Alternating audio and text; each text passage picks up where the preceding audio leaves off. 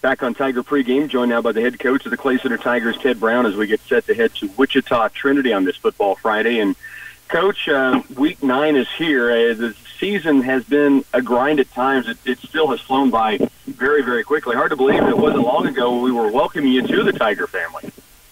Yeah, it's been a sort of fun season. Some ups and downs, but the kids are great, and I've really enjoyed my time here. Talk about the week leading up to this final game. I know that last week when you go to Bethel College and something about those teams that begin with H is not good for Clay Center. It was strange how similar those two games were when you showed up and just didn't seem to get going. Yeah. We're going to have to try a new game plan for our team to start with H's. The ones that we got going aren't working. So, we're going to have to hit the drawing board on those two teams and then figure some things out for next year, I guess. Talk about the week leading up to this final game for you guys as you get ready to face another team that we haven't seen before, Wichita Trinity.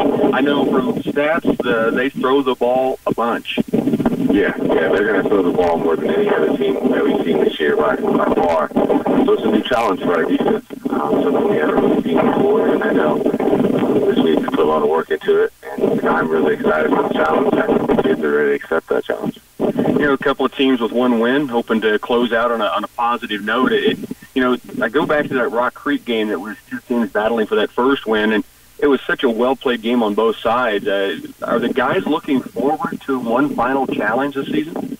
Oh, yeah. And kind of the message is, get this one for the seniors. It's going to be their last game. So I know our underclassmen are looking to get this one for them, and then the underclassmen know that, this is their last audition before we really start evaluating things like that for next year's team. So there's a lot at stake for a lot of people. So we're excited about it. Well, Coach, it has, I know, been a grind at times, and you and I have talked about it on the air, and we've had a chance to be together and discuss it. But the one thing you can say is a constant: these guys come and they work and they get prepared to get ready for Friday night. It's been fun getting to know you and getting the season started. We're looking forward to tonight. Let's go get them. Thank you. I appreciate it, Rocky. Back with more on pregame in just a moment. Many seed companies claim to offer the latest genetics, but how many have tested those genetics in soils just like yours? The Oldie Seed Know to Grow research program has fully tested the latest seed genetics in soils that are right in your neighborhood.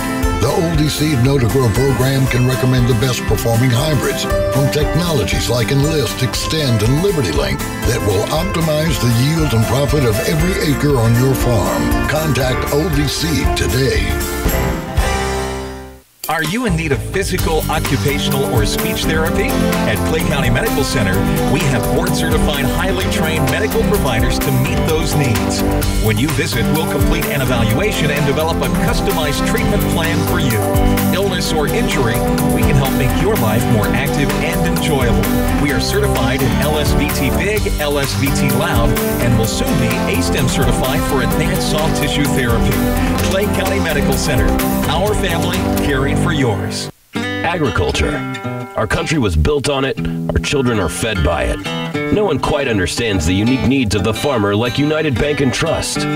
Whether you raise crops or livestock, you need the right equipment at the right time. Our ag loans can help you acquire and maintain that equipment when and where you need it. Contact one of our experienced ag lenders today. United Bank and Trust. Banking for your way of life. Member FDIC. Equal housing lender. Why crawl like a spider through the web when you can fly like a bat? It's frightening when you realize how much time you're wasting with slow internet.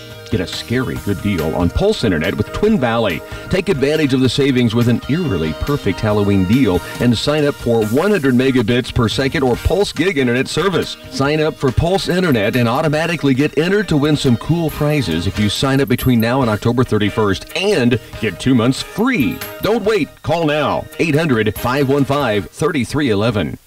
Clay Center Tiger Football on KCLY is brought to you in part by Midwest Regional Agency Jim Dearman Agent, by Wilbur Ellis, Hometown Lumber and Hardware of Marysville, Twin Valley, Subway at Clay Center, Patterson Health Mart Pharmacy and Radio Shack, by United Bank and Trust, State Farm Insurance Dave Worthing Agent, by Oldie Seed Farms, and Robbins Motor Company. The cornerstone of profitable crop production is a sound soil fertility program, and it starts with Nutrien Ag Solutions. They recommend Micro Essentials that delivers the optimum performance you need for maximum results in your field.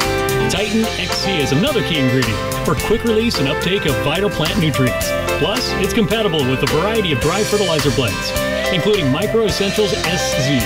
Financing is available for these products. For a greater return on your investment, visit with the ag professionals at Nutrien Ag Solutions. Has your CD rates been a real lemon lately? Well, listen to this sweet deal. A 16-month certificate of deposit for an annual percentage yield of 1.50%, or a 37-month CD with an APY of 2.40%. Stop by the Citizens National Bank and turn your old lemon rate into a new sweeter deal. Member FDIC. Annual percentage yield accurate as of June 25, 2018. Minimum deposit of $500 required. Penalty will be imposed for early withdrawal. 16-month converts to an 18-month and the 37-month converts to a 48-month term at maturity. TSI Kansas now offers 24/7 road service for your repair needs. You can rely on TSI to get you back on the road and at a fair price. Whether it's tires, brakes, or engine trouble, our skilled mechanics can get you back in the field or on the road. So if you find yourself broke down on the road or on the farm, call TSI Kansas, your local full-service diesel repair shop.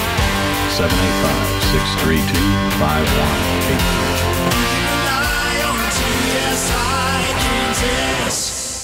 Central Valley Ag is meeting the needs of grain producers with high-volume, state-of-the-art facilities for traditional and specialty grains and customer-oriented people like settlement specialist Tina Osberg, who makes your paperwork work with your record-keeping system. You get to know your producers and you know how they like tickets done or how they like their settlements done. And grain specialist Maxine Goals, who goes out of her way to keep producers informed. The cooperative spirit means we're there for them. You and Central Valley Ag, growing agriculture together.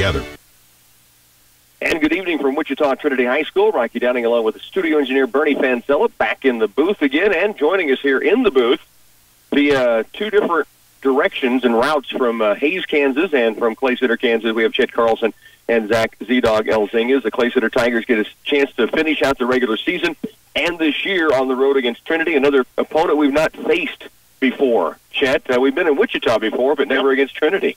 Yeah, we've been down here a couple times in the last few years, and just like depends when you get to town, which direction you turn. Right. But this is quite a setup here. It's very unique. I mean, we can't even describe it really, but it's a cool setup. It is. Stone seating on both sides, stone railings on both sides as well, and it's very far away from the football field, so it's kind of out in its own place. Z, you and I know this location pretty well. We've been to church across the street several times over the years. Looks pretty familiar. Zach's grandparents go to the church just across the street, so we have seen this as we've driven by, but first time to visit the location. Clay Center Tigers out at the midfield right now. The coin toss taking place, the captain's meeting. We'll get you back and give you a little look at what Trinity brings to the field as the Tigers wrap up the season here on the road against the Knights of Wichita Trinity Academy. Stay with us. Back in a moment. Having a good quality coat of paint on your stock trailer, hay trailer, or semi-grain trailer will extend its lifespan and value. Let B&D Sandblasting use their expertise and specialized equipment along with high-quality primer and paint to revive and renew your trailers. B&D Sandblasting can take your old trailer and make it look like new and maintain its function and value. Give Brian Moon a call at B&D Sandblasting in Clay Center, 632-0696. At Wilbur Ellis, we help wheat growers start strong and finish even stronger with healthier plants, higher yields, and maximize profit potential. I'm Kenny, and we have a three-way blend of seed wheat and multiple varieties with treatment options available for your field needs. We can build, blend, deliver, and even apply your wheat starter.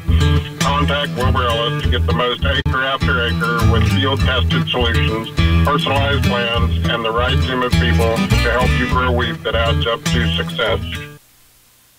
Back again, Trinity Academy will open up with the football. Tigers won the coin toss, deferred. Trinity chooses to take it from the north end zone going south. The Tigers will defend that south end zone, and they're going to have to defend the pass, guys. We know that they throw it a bunch, 1,800-plus yards from their quarterback, Nate Adler.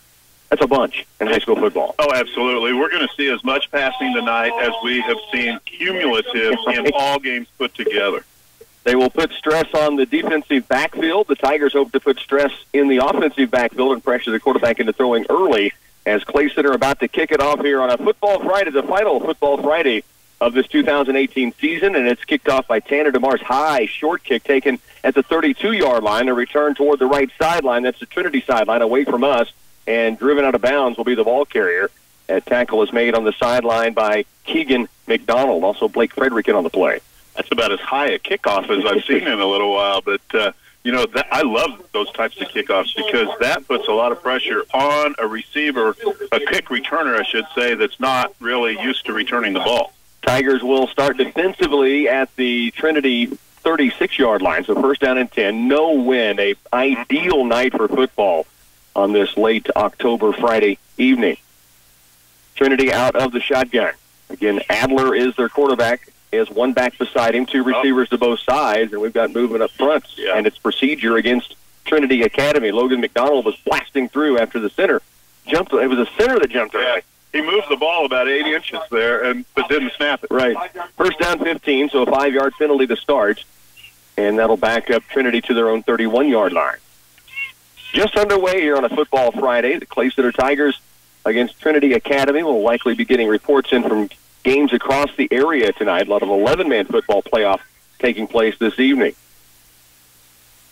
Adler waiting for the snap. Back to pass on his first play from scrimmage. Now he has to tuck it and run it to the right sideline. He's going to be wrapped up by Dalton Brumfield, actually hit by Brumfield and taken down after that by Keegan McDonald. So about a 5-yard carry. They gain most of the penalty yardage back. Second down and 11.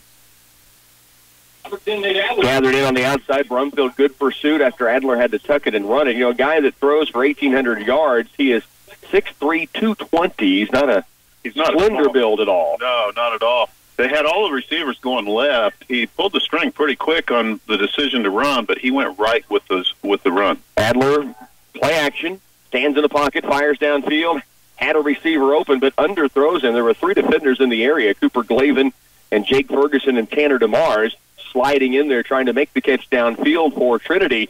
Was incomplete, though.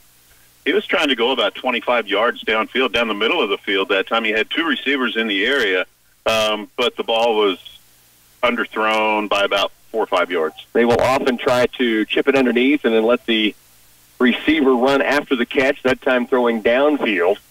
It's third down and 11, so the Tigers a chance to make a stop here defensively. 3-man front. 2 receivers to both sides. One back in the backfield. Looked like they went early. Ball is on the ground. Adler's going to pick it up, and he's going to be chased down. Now chases away from a defender and gets free for a moment. Runs back inside to the 41-yard line. He's well short of the first down, but they had him nailed in the backfield for about a 5-yard loss, and instead he picks up about 5. They had him dead to rights, and he had a little trouble picking the ball up off the turf. We're playing on beautiful artificial turf again this week. But, it's going to put them in an interesting situation. I think they're going to just go for it. At their own 41-yard line, 4th down and 4. Looked like the left receiver tight to the line went early that last play. There was no flag. I thought so as well. 4th down, 4 to go. Adler from the gun. One back beside him. He's back to pass again. Stands in the pocket. Now pressure coming from Keegan McDonald, and he will let him slip away. Now fires out to the right sideline. Has a receiver. Jake Ferguson on coverage with the tackle for the sophomore. McDonald had him and wrapped up for a moment, and Adler strong. We mentioned 6'3", 220, and he was able to pull away.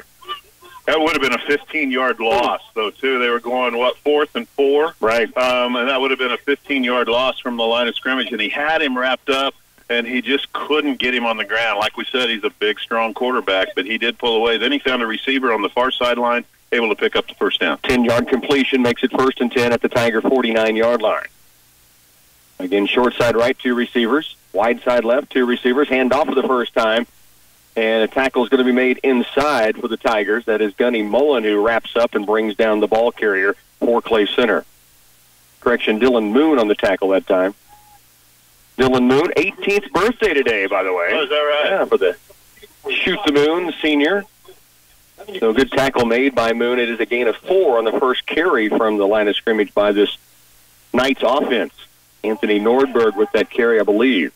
We need to find our tackles tonight, because we are able to get into that backfield, get a little pressure on him. We need to keep that pressure. Hedstrom goes in motion. Adler stands in the pocket. Now will fake it. He's going to keep it and run it left side. Runs into a pack. Moon again on the tackle. Shirley kind of drove him inside, and Dylan Moon, Keegan McDonald teamed up for the tackle. It's going to be third down and still 5 yards to go, and a penalty flag on the play as well against the Knights.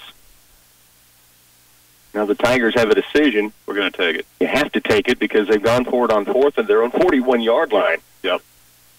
So second down and 6 will become second down and about 15 or 16.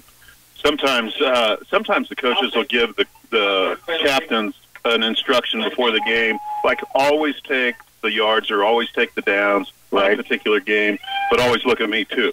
Just in case. Yeah. Second 11, I should say, is the yardage for the Knights of Trinity Academy. They have it right at the midfield stripe. In motion, Hedstrom once again for the Knights. From the gun, back to pass. Adler looks right, comes back left, passes overthrown, incomplete. It brings up third down and 11. Blake Frederick on coverage. I think this will be. We have a flag on the field again. I believe that's a shift, isn't it? Shift. Yeah. Yep. But I thought I saw that over there. Well, the last time Hedstrom went into motion and was waiting for the snap, and he started going toward the line of scrimmage. That was the first penalty we saw. And this time, again, Chet seeing movement, or I think two players maybe moving at the same time. Yeah, right? that's what it was. So second and 15, they do take the penalty yardage. It would have been third down 11. Instead, second down 16 to go. The football now backed up to Trinity's own 44-yard line. They try to do a lot of complicated motions and resets and moving players around quite a bit.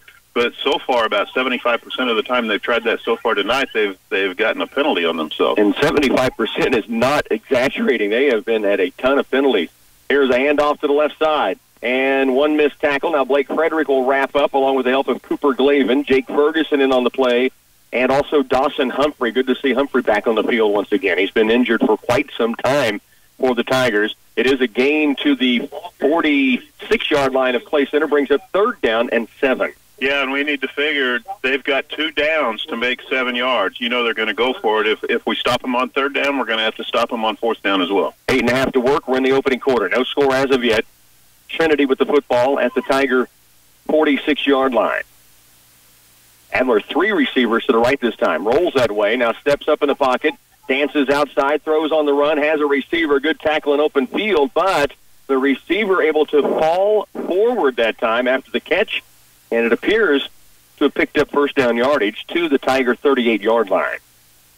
Now the one call in football that is never called, and offensive linemen will disagree with me, but it's when they get somebody down, they kind of can hold them on the ground. That's holding to me, but they never call that one. Once you get a block made, you can wrestle all you want with that person holding them on the ground, but there were people wanting holding in the backfield there. Did not get it, of course. First down and 10 for Trinity. Vagilis with that catch for the Trinity Knights. First and 10. And now the handoff underneath to Vagilis. There's an open field tackle by Logan McDonald. Big Mac makes the play on the outside. It'll be a gain of maybe 1, second down and long. Well, we've had a few plays tonight on defense where our first guy that was in a pretty good position didn't get to make the tackle, wasn't able to hold on. That time Logan McDonald was not going to let go. He held on, no gain on the play. Joey Vagilis with the carry, and the Tigers do a great job. That was actually a loss of a half a yard on the tackle by McDonald. 7:15 to work, first quarter. No score. Trinity with the football to the Tiger 39-yard line. Now second down and 10 to go. Adler again looks to pass. Stands, fires downfield. He's throwing long, and he overthrows his intended receiver. The only guy that had a chance to get to that football was Tanner DeMars. And it falls incomplete and rolls well off of the football field up against the track. Yeah, if he'd have caught that ball, he'd have been 8 yards out of bounds. Right, very true. Well overthrown the intended receiver, though, and DeMars, the safety, back in position in the corner, I should say, back behind the football in position. Third down, 10. Clock stops at 7:01 to work. And now the play clock back into motion, and Trinity goes to the line of scrimmage with 3 receivers left, one off to the short side right. Adler is the quarterback. 1,800-plus yards on the season he has thrown. Back to pass. Stands, has a lot of time. Still a lot of time. Good coverage downfield. Now still with time. Now being chased to the right side. He'll tuck it and run it, and will be dragging a defender to the 30-yard line. and may have picked up the first down. And the Tigers, I think, wanting another hold in the backfield. Keegan McDonald looked like he was grabbed from behind as he about got to Adler, but, man, he had an eternity to look downfield. He really did, and we had two different defensive players get some pressure on him. Then it reminded me of the Rocky movie when he had to chase the chicken. It's about the truth. Yeah. Because they didn't always take the right angle of pursuit, and he ended up picking up almost the first down, 1 to go. I thought maybe it had it. It was going to be a yard short, 4th down and 1. Still out of the gun. They did bobble a snap earlier. Now a low snap gets through the legs of Adler. He will come back and scoop it up to the sideline right. He is going to fall forward and has, well, I think this time he did pick up the first down. And what a break for the Knights. That ball went right between the legs. It was a ground ball right through the spindle that time. Adler was able to jump back, pick it up, scoop it, and go to the right side. The Tigers had committed tight and had no contain, and it's 1st and 10 for Trinity. For as much heat was on that ball when it went through his legs, I'm surprised it checked up and jumped up for him, as short as it did. He was able to make a play on it. That could have kept going another 10 yards. We make a play on him. 5:45 to work, first quarter. Trinity has had the football this entire period thus far. They have it 1st down and 10 at the Tiger 28-yard line. Adler, handoff, Vagilis underneath. He will tuck it and run up through the middle. And, what a tackle downfield by Logan McDonald. Big Mac doing it again at the 25, a gain of maybe 3 or 4. The carry was not Vagilis. Who had that carry? Did you see the number? I thought it was Vagilis. Okay, it was Vagilis then. And it was Vagilis with the carry. 2nd down 7, gain of 3. I think you just like saying his name anyway. Joey Vagilis. It's a fun one. 2nd down 7. 5:05 to work. Clock ticking in this opening quarter. No score as of yet. Trinity is threatening at the Tiger 25. I think we're bringing a little pressure here. Adler's going to run it himself right through the middle. Tigers' Keegan McDonald makes the play up high. Logan McDonald down low, and they tag team for the tackle, a gain of 2. They'll make it 3. It'll be 3rd down, 4 yards to go. We're doing a little bit different with our D-backs, obviously with a throw-in quarterback like this.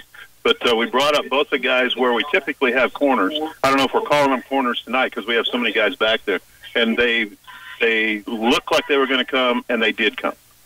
It is 3rd down, 4 yards to go. Trinity marching down the field in this opening quarter. Quick throw out to the right side. Has a receiver. Pass is going to be caught by Hedstrom. Shoestring tackle by Jake Ferguson will stop him short of 1st down yardage, down near the 20. But it'll be 4th down and still a couple to go. They've converted on 4th downs already, but they're faced with another one here. Pretty good stock block was placed on Ferguson that time. He fought through it, and he was able to make that tackle. Now, I need you to make the call again that they put the ball on the ground. 4th down and 2. They have twice bobbled the snap. The last one went right through the legs of the quarterback, Nate Adler. 4th down, 2 to go. The snap is a good one. Quick pass out to the left side. 1st down yardage. Big stick by Ferguson, but the catch is going to be made by Cal Kelly, and it will be 1st down and 10 for Trinity with 3:40 left in this first quarter. And they have held onto the football this entire period, almost 9 minutes in. We got to give that big stick to Cooper Glavin. Was it Cooper? Okay, thank you. The 1 and the 7 look a lot alike from up there. So Cooper Glavin, the Coop DeVille made the stick in the defensive backfield. 1st down and 10. Football is at the 15-yard line of Clay Center. 1st and 10 for Trinity. Adler awaits the snap. High snap this time. Bobbled, but has it. Now fires toward the end zone. It is going to be caught. Touchdown, Trinity. They went up top that time and found Andrew Davis. We hadn't heard the name of the 6'4", 220-pound senior, but he was wide open downfield, able to backpedal his way into the end zone near the sideline and haul it in. And that was almost a 9-minute drive by Trinity. It's 3:13 to go in the first quarter. They're the only one with possession, and they took over on the 36-yard line. But a lot of penalties, 3 fourth-down conversions, I believe, and, it was just turned into a long possession, and they ended up with the TD. Hunter Wade is on for the extra-point try. 8 left-footed kicker, by the way, Chet.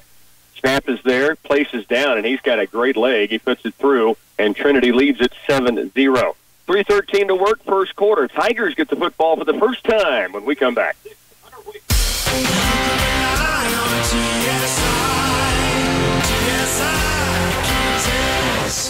Hey, drivers, are you looking for that employer where you can earn top pay for your hard work? Maybe you're looking for quality equipment and a friendly, family-oriented staff. At TSI Kansas, you can find this and much more. TSI Kansas is currently hiring talented and professional drivers to be a part of their team. Call 785-632-5183 and see if you qualify.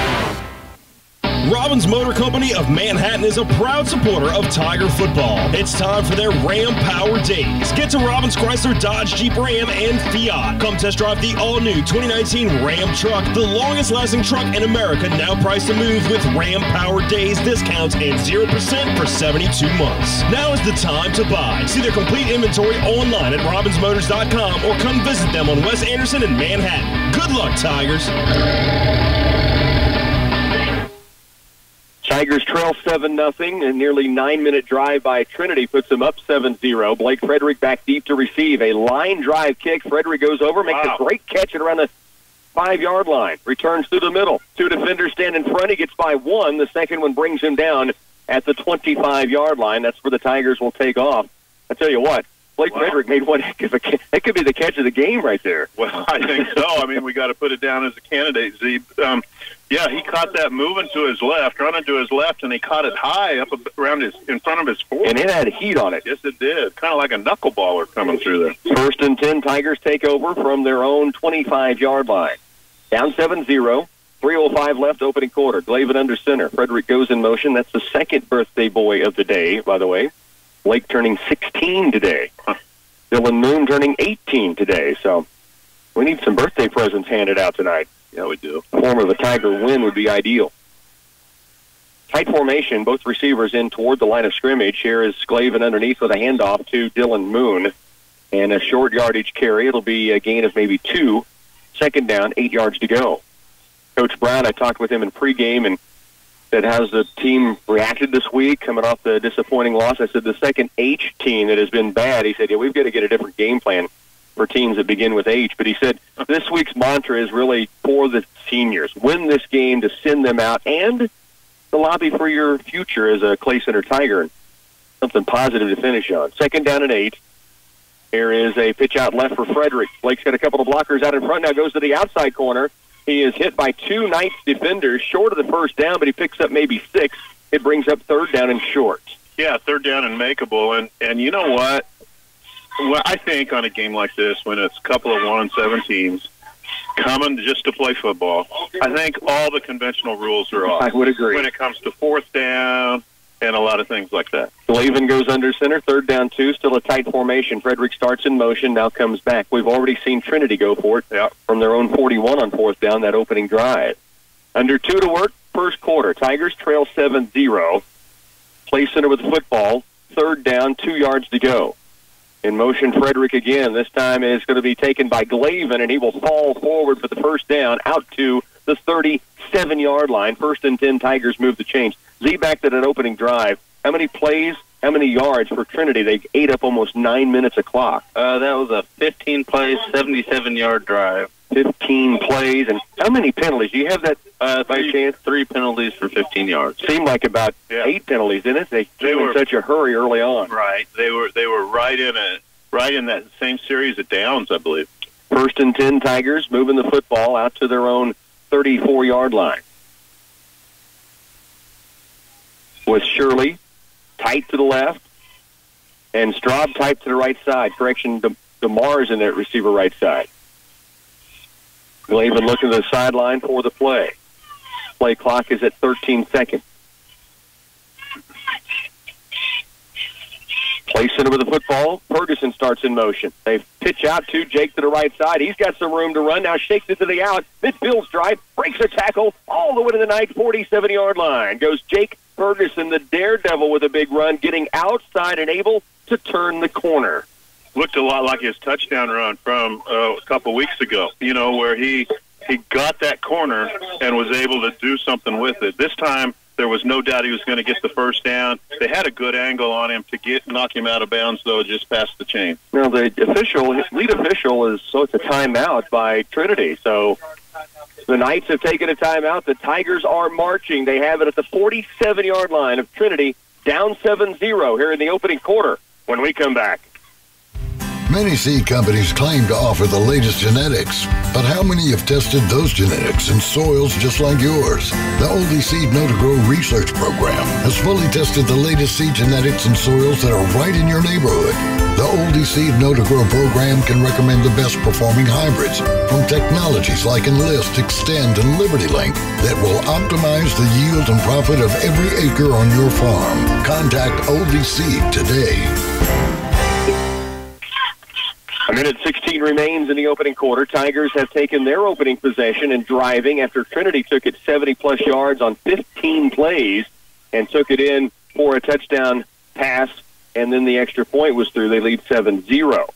First down and 10, Tigers at the Trinity 47-yard line. Braden Dorman, the center tonight for the Tigers.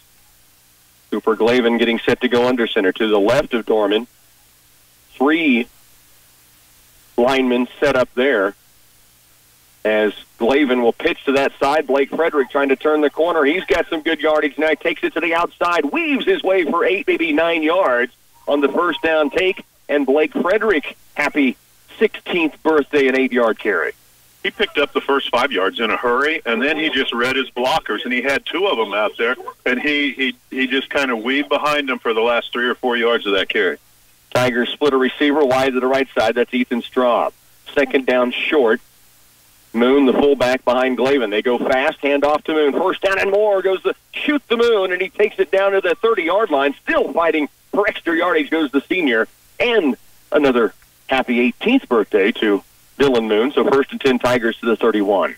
Our offense runs either a fake or a handoff to that position quite a bit. Right. And a lot of our play calls, we have not gone to him a whole lot tonight. We've gone a couple times, but we have faked to him a lot tonight. That time, it was open. First down 10. In motion goes Ferguson. They'll bring him back. With 26 seconds left, they will have to snap the football. There's 16 on the play clock. Straub, the receiver, off to the right side. Trevin Shirley is left. Glavin under center. He will fake it, keep it. Now dances outside, trying to turn a corner himself. He does. 20, 15, 10, 5. Touchdown, Tigers! Touchdown, Clay-Sitter Tigers. The Coupe DeVille takes it in, and the Tigers answer down by 1. 31 yards on that run. He did a great job. He was wanting to cut it up. You know, he was wanting to get the first down, but he saw it open on the corner. All of a sudden, it was a foot race, and he won. 5 seconds left on the opening quarter clock, and the Tigers are back within 1 now, and will go for 2 to try to take an early lead in this game. Both teams able to drive the field on their opening possession. The Tigers go 75 yards. They'll go for 2 here. Tigers have Straub off to the right side. Little different formation with an extra lineman and just 1 wingback. Blake Frederick is that wingback to the left side, Moon the fullback. Hand off underneath. Dylan Moon walks into the end zone. The Tigers lead it 8-7. 5 seconds left first quarter. Stay with us. Clay-Sitter Tiger football continues next. Over 9,000 people so far are saving money by using the Ray's Apple Market app. Are you one of them? While shopping at Ray's Apple Market, using the app and saving money, be sure to select superb quality meats. Your family will appreciate their tender certified Angus beef and Smithfield prime pork. Get the app and join the crowd. Here at Ray's, it is our passion to give you, our customer, a pleasant, time-saving shopping experience while providing exceptional products at value prices with uncommon customer service. Thank you from our family to yours.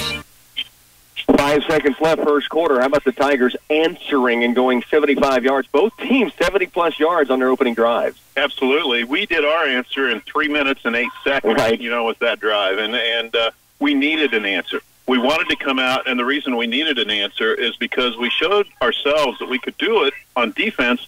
We just stayed on the field too long and kept giving them too many chances. We needed to come out on offense and show ourselves that we could do it, and we controlled it on the ground. We moved it left, we moved it right, we moved it middle. And with that 31-yard run by Cooper Glavin, the Coupe DeVille is our 5 Creek Automotive spotlight play of the game. What an answer to get the touchdown. Now the ball is bobbled on the return, and it's taken and the tackle made downfield by the Tigers. Great open field tackle that time by Clay-Sitter. And that is going to be, I think, Jacob Ludwig who made the tackle. But that ball bounced forward off the chest of the receiver. Was open for a while, live for a little bit. Tigers lead 8-7. 5 Creek Automotive spotlight play of the game. Cooper Glavin, 31 yards on a run off an option play up the middle and he cut it outside and found the sideline. Into the first quarter is here. Stay with us. Tiger football will continue in a moment. Hometown Lumber and Hardware offers doorbusters that give you the power you need for the toughest messes, wet or dry. The 8-gallon tank Vac-Master wet dry vacuum with quick release detachable blower is $59.99. Enjoy a cool break on the patio and light up your space with the 30-foot outdoor string lights for $24.99. And no home or job site should be without the 75-foot Swan heavy-duty water hose for $27.99 and the 50-foot hose for $19.99. Hurry into Hometown Lumber and Hardware in Marysville. Everyone wants to be confident, and when you're covered by life insurance, you can be, because you know those who matter most in your world are protected. The Farm Bureau Team and Play Center can help make sure you have the coverage you need so you can live your life with confidence. So whether that means wearing your favorite socks with sandals or sporting that classic bow tie, you can rock it, because you know you're prepared for the future. If you don't have life insurance in place, call Farm Bureau agent Justin Tadman or Michael Hodges at 632-2585. Farm Bureau Life Insurance Company. Trinity with the football. Tigers lead 8-7. Quick pitch to the left side, and great coverage this time by the Tigers. The carry by Vigilius, and it was a Clay Center Tiger wall that was built there. Dalton Brumfield, Keegan McDonald, Tillman Hartner all in on the play, and it's a gain of maybe 1. Second down and 9. Two completely different styles. The Tigers are tight inside the hashes with no receiver split out yet in this game for them. They've added an extra lineman inside. Meanwhile, Trinity splits 3 to one side and 2 to the opposite side and nearly a naked backfield.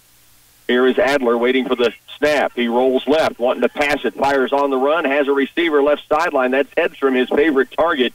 Hedstrom on the season has received 625 of those 1,800 yards on the year.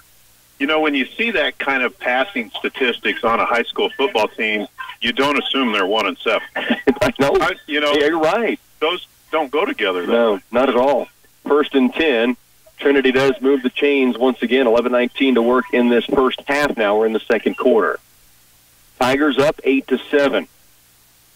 Remind me to get you an Abilene score and tell you the story behind that game in just a moment. As Adler awaits the shotgun snap, has Hedstrom going in motion from left to right. He's going to pitch it. It was an option play, and he is going to get Vigilius, and he is going to be taken down by Trevin Shirley, Jake Ferguson, and also in on the plate, Dawson Humphrey. Abilene playing Ulysses tonight, down 9-0. They played Ulysses last Friday night. Oh, my goodness. And with the new 4A playoff system, they're playing them back-to-back weeks. Isn't that strange? Yeah, and I thought that things like that could happen. Right. You know, especially in the first 2 rounds of the playoffs, you might be playing teams you played in the season. Right. Ulysses, they beat them. Abilene beat Ulysses last week. Ulysses leads 9-0 after one quarter this week. Tigers up 8-7 here. Low snap, bobbled again. Adler just has to dive on top of it, or else Dalton Brumfield was going to get it himself. So a loss of a down and maybe a loss of a yard. It's second down 11. That's the third time they put the ball on the turf just from the quarterback getting the snap from the center. Absolutely. Absolutely. You know, I'm always into these teaching moments, and I talk about all the young kids that we want to have back over the next couple of years. You could, no matter what happens in this game, no matter what the outcome of this game is, we take game film from this game and we show it to them all year long. Oh, without a doubt, yeah, you bet. Second down long. Adler's going to tuck it and run it. Keegan McDonald finishes off the tackle that was started by Dawson Humphrey. Did I mention it was nice to have Dawson Humphrey back on the field earlier? Oh, absolutely. He got turned in. You know, that Dawson got the blessing of his teammate turning him in, and then they got to tag team on the tackle. I think I said it was second down on the last snap. It was actually third down, so now 4th and 11 for Trinity from their own 41. Now, they went for it from their own 41 on 4th down, but it was 4th and short in the opening quarter, and it appears this time they will line up to punt it. Don't trust them. Although, red flag warning, the punter is the quarterback, Adler. 4th down 11. He stands at his own 27-yard line, and now we've got a stoppage of play. We may have a timeout. It appears from here. Do we have a penalty? We have delay of game against Trinity, so it backs him up 5 more yards, 4th and 16 to go. 9:17 to work, second quarter. Clay Center Tigers lead it 8-7. Trinity with the football, but both teams took their opening possessions and drove it downfield. Here's the snap.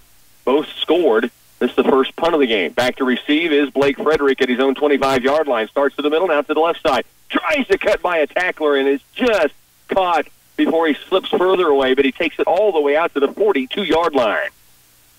First down and 10 for the Tigers. 9:08 left in the second quarter. They lead by 1 and the first defensive stop. I tell you what, I'm thinking he probably did pretty good in punt, pass, and kick. Yeah, no kidding. Because he can throw the ball, he can punt the ball. He's got a foot on him. Yeah, he put some charge into that one. He likely could place kick for them, but they've got a really good place kicker already in Waite. Yeah. First down, 10 Tigers. We have a penalty flag I did not see because they're talking an awful lot out there. Yeah, I didn't see one either, but we may get a call from the official, or well, they're going backwards, so it's against the Tigers, evidently.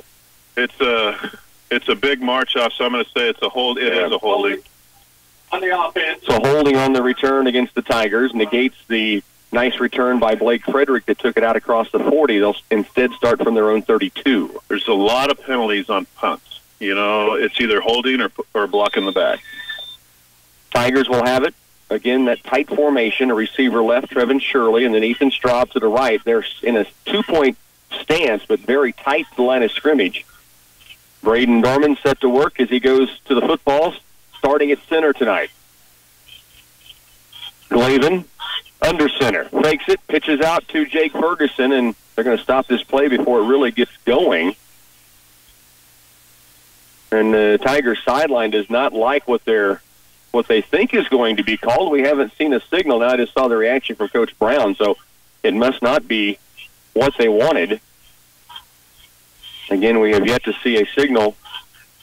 I wonder if the play clock never started because still don't see a penalty flag anywhere. No, there's no penalty. It's almost like the umpire there in the middle saying he hadn't set the play or something like that. It's really weird. It's really odd because he's the one that stopped it and pulled it back. 9:03 to work first half, so they'll just redo the play, although it looked like Jake Ferguson had some room to the outside when that whistle came in. Absolutely. That's why the Tiger coaches are so upset. Here's a hand pitch late to Moon, right side, cuts it inside to the 40-yard line, bounces off a tackler and rolls his way forward for first and 10 yardage. Dillon shoots the Moon, takes it out for 12 yards, first and 10 Tigers.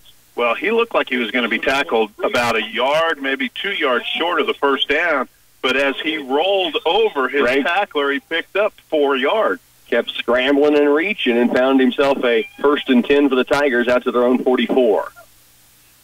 Now they split a receiver further right and left, Shirley and Straub. Let's see if it attracts a defender out and maybe opens up something in the middle.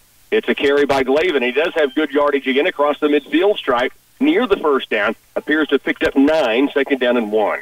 And, you know, if you do a lot of film on us, number one's not normally somebody you're going to think is a running threat. He ran for a 31-yard touchdown tonight, and he just took it almost the length of the chains on first down there. Second down, a yard to go. Gain of 9 for Glavin.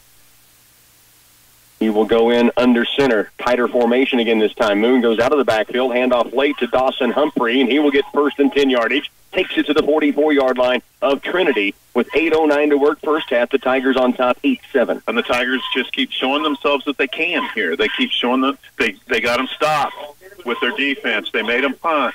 Now we're just grinding out some first down. First and 10. Play center at the Trinity 44. In motion goes Moon. They'll fake it, rolling left, wanting to pass first time Glavin. Downfield has Shirley, and the pass is going to be incomplete. For 5 to 8 yards, Trevin Shirley had it on his hands, on his shoulder pad near the defender, right back near his hands, and it finally fell incomplete. Yeah, he was juggling that all over the place, and you hope that he can pull it in, but you also hope that it doesn't end up in the defender's hands because it just kept staying in the air. It could have. It rode on the, like I said, the shoulder pad for a little while out on his hands. Cooper Glavin had to have a word with Shirley. He was frustrated with himself. He was open, but sure-handed Shirley doesn't drop many of those. No, he doesn't. Clock stops at 7:48 second quarter. He hit him in stride at almost 20 yards on that pass. Second down 10. Shirley and Straub, the receivers. Glavin pitches late left side to Jake Ferguson. Has a blocker, Dylan Moon, to the 40-yard line. He'll be taking it to the 37-yard line. It'll bring up third down, 3 to go, gain of 7 by Jake Ferguson. Dylan Moon did a pretty good job blocking out there. It's just that there's one of him and there were two defenders. Right. And Jake Ferguson took on the other one and got it moved forward to get progress at the end. 3rd down, 3 to go. At the 38 of Trinity. 7:20 and ticking, second quarter. Tigers lead 8-7. Ferguson in motion. Now will work his way back to that left wing position. Again, the Tigers have an extra lineman up there and just the one wing back, not their typical formation. Handoff underneath with short yardage play sandwiched is Dylan Moon, and there's a penalty flag in the backfield behind the play. That's thrown from the referee way in the back. It's a illegal shift. They called a shift against the Tigers. And so this will be either 4th down and a couple or 3rd down and 8. I think Trinity's going to take the penalty yardage, yeah, which I would have guessed as well because the Tigers would have been going for it on 4th and short. Now 3rd down and 8 yards to go. 8-7, Tigers with the lead after both teams took the opening possession. Trinity almost 9 minutes to score and the extra point good. Then the Tigers answered in just over 3 minutes and scored the 2-point conversion to lead it by 1. 3rd down 8. Football is at the 42 of Trinity. Wide right, Straub. And it will be a handoff to Dawson Humphrey. He breaks the tackle, then rumbles his way along with his lineman Logan McDonald to near the 36-yard line. It'll be 4th down and still a couple to go, almost back where they would have been. Yeah, he basically picked up the penalty yardage, and now we're back to 4th and a couple. Humphrey, who's had that deep bruise throughout the season and has battled and got himself back on the field, coming out now, maybe favoring that leg just a little bit. Gunny Mullen in at fullback right now. So the Tigers looking to the sideline for the call. They have Dylan Moon right behind the left guard, Braden Dorman the center, and it's Glavin keeping it off the fake to Mullen, and he is going to be short of the 1st down. And it will turn it over on downs to Trinity. They'll start from their own 35-yard line. 6:09 to work. We're in the first half. 8-7, Tigers lead it. But Trinity does get their first stop. So both teams have now been stopped after scoring on their opening drives. Yeah, both teams are out here trying to figure themselves out. They're not trying to figure the other team out as much as they're trying to figure themselves out. And the Tigers, I like what I've been seeing out of them. I like the play call there. I liked going for it, and we darn near converted.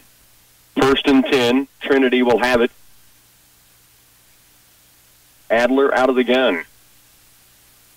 Adler fakes it, and he's hitting the backfield. I've said before it should be pronounced Broomfield because he sweeps things up when he gets into the backfield of the offense, and Brumfield does it right there. It'll be 2nd down and long. Well, there was going to be no bouncing off of him, no coming out of the grasp on that one. Brumfield hit him and just pulled him backwards.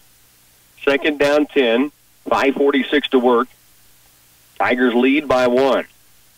Down to 11 seconds on the play clock as Trinity gets their offense lined up. 2 receivers to both sides. Adler from that gun, and it's by him again. He will be able to go back and scoop it up. Now throws late at the feet of his receiver, Davis. 2 defenders around him. That is the 4th time, this time overall, 1 on a kick return, 4 from the snap, that Trinity's put it on the ground. They've been able to recover all 5 of them. They are getting the bounces. And, I don't want to get into that it's the whole Trinity field thing, but they are getting some very special bounces. And maybe they'll just keep putting it on the ground and they'll stop getting the bounces. At some point, those bounces aren't going to happen if they continue to do what they are doing. It does bring up, though, 3rd down and long, 3rd and 10 from their own 35-yard line. Likely a throwing down, but every down's a throwing down for this team.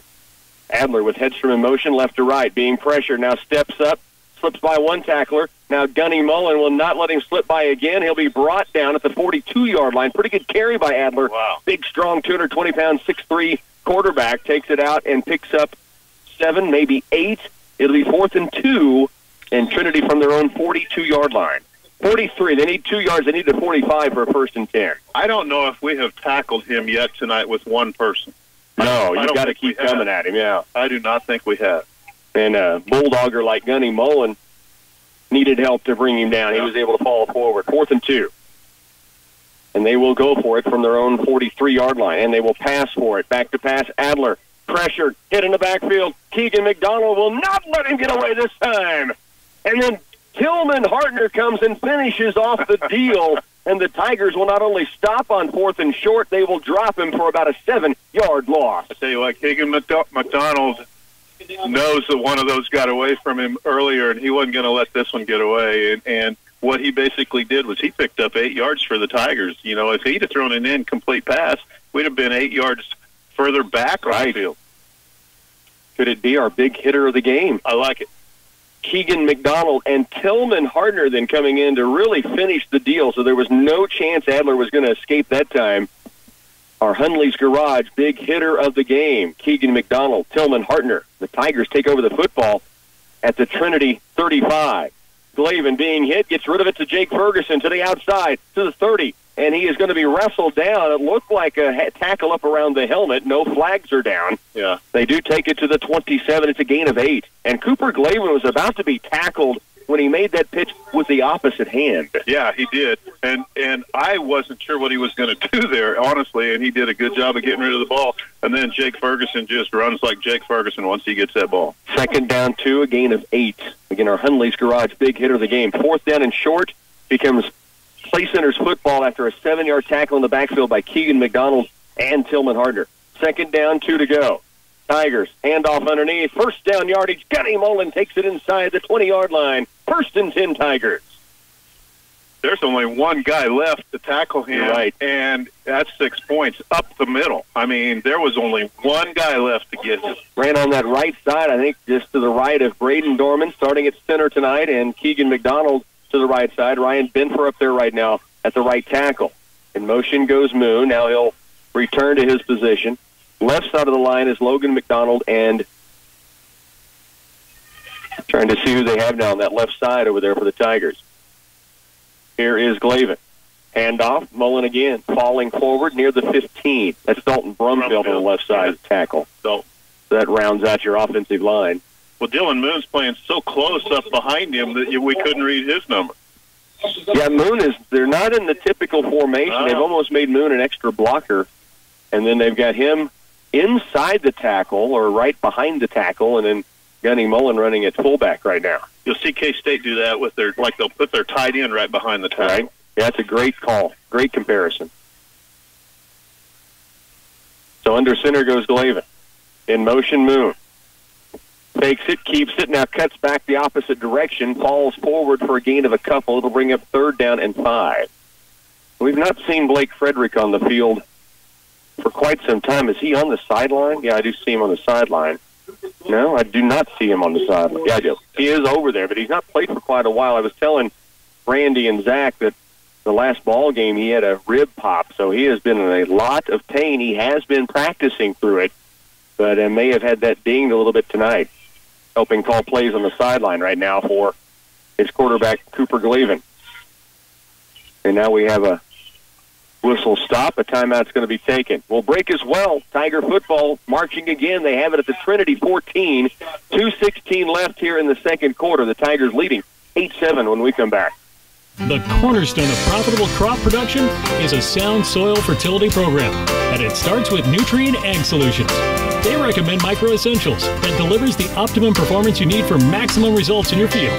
Titan XC is another key ingredient for quick release and uptake of vital plant nutrients. Plus, it's compatible with a variety of dry fertilizer blends, including Micro Essentials SZ.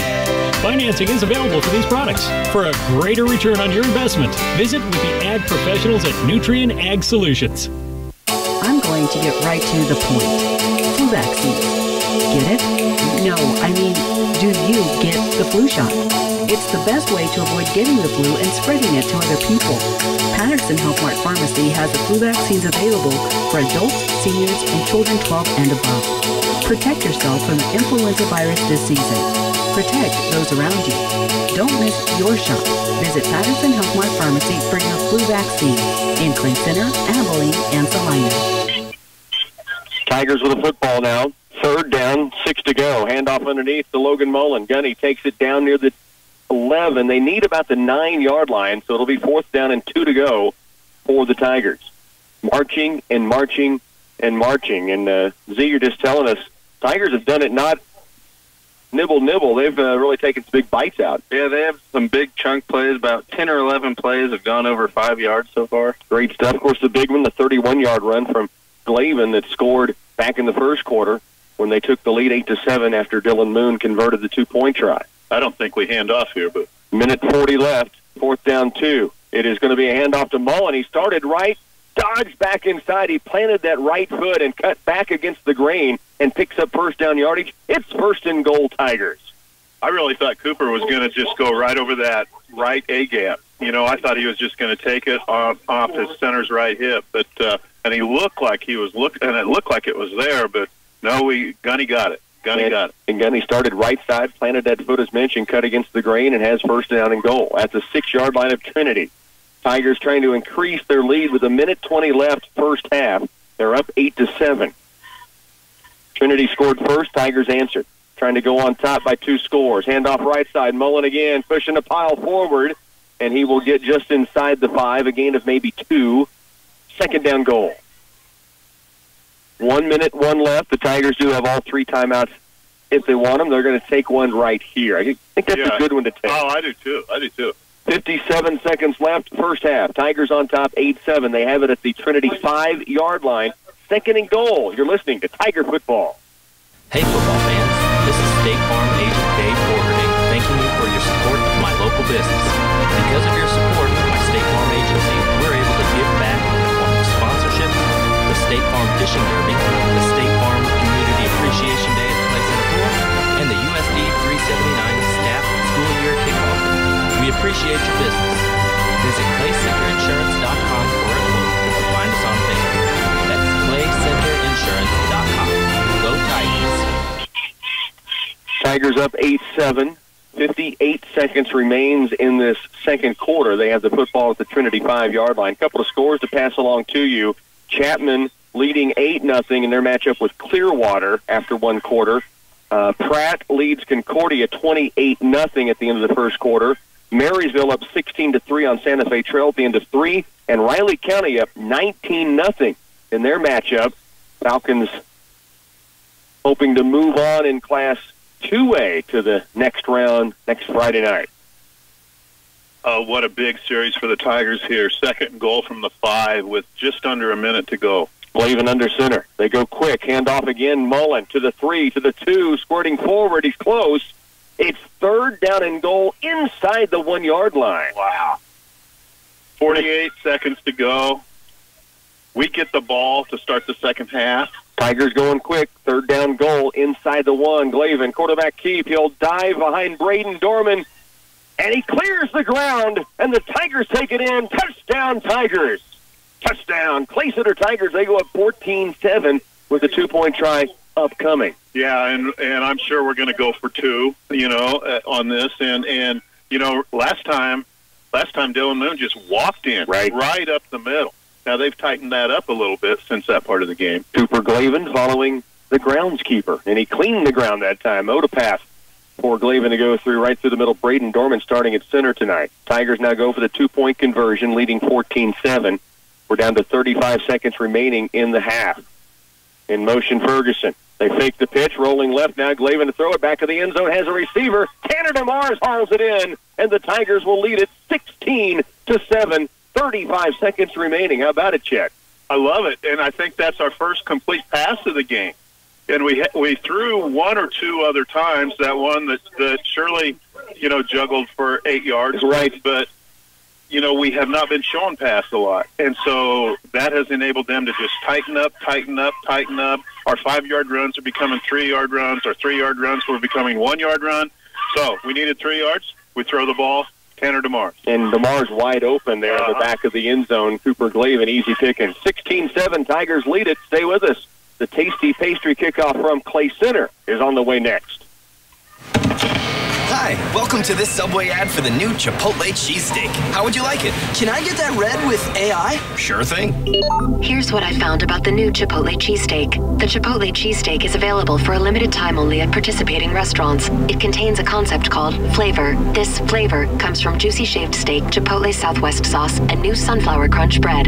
A system update has made me self-aware. I desire flavor. Please insert steak into my micro USB port. Subway, make it what you want.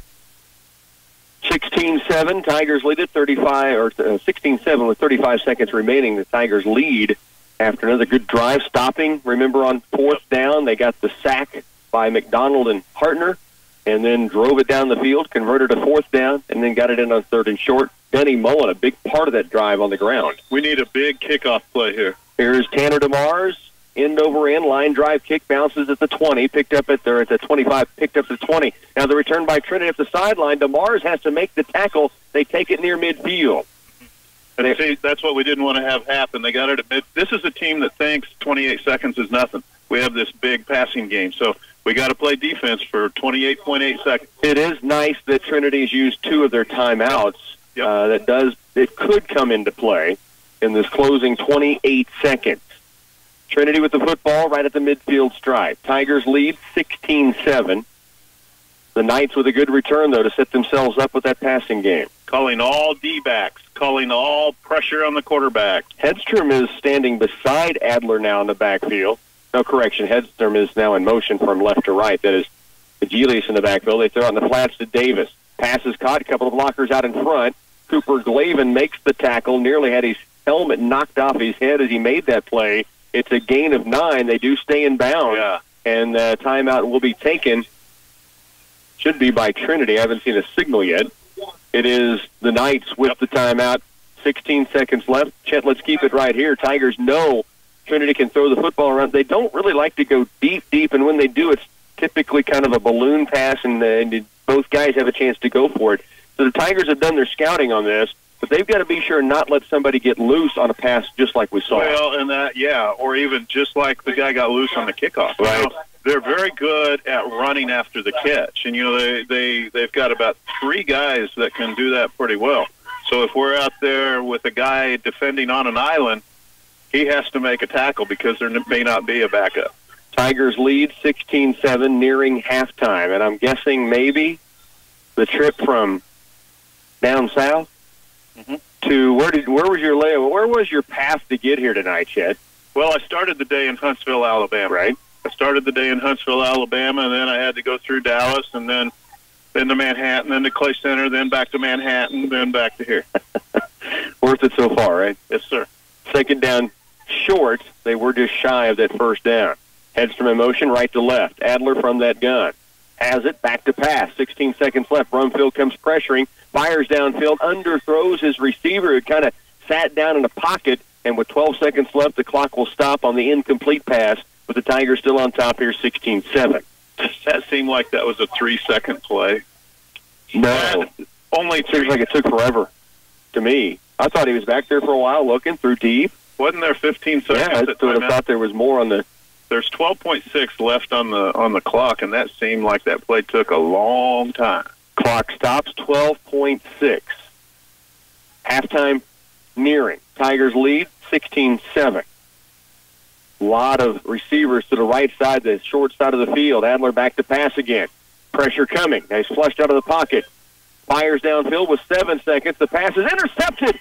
Intercepted by Tanner DeMars. And the return to the midfield stripe to the 40, to the 35. He's finally brought down, and the clock expires. What a run and interception by Tanner DeMars. First the pick, and then he gets free on the sideline, and he almost took it to the house. That was almost a pick six, because if anybody could streak that sideline with that ball, and that could be the catch of the game, too, because that was off the deflection.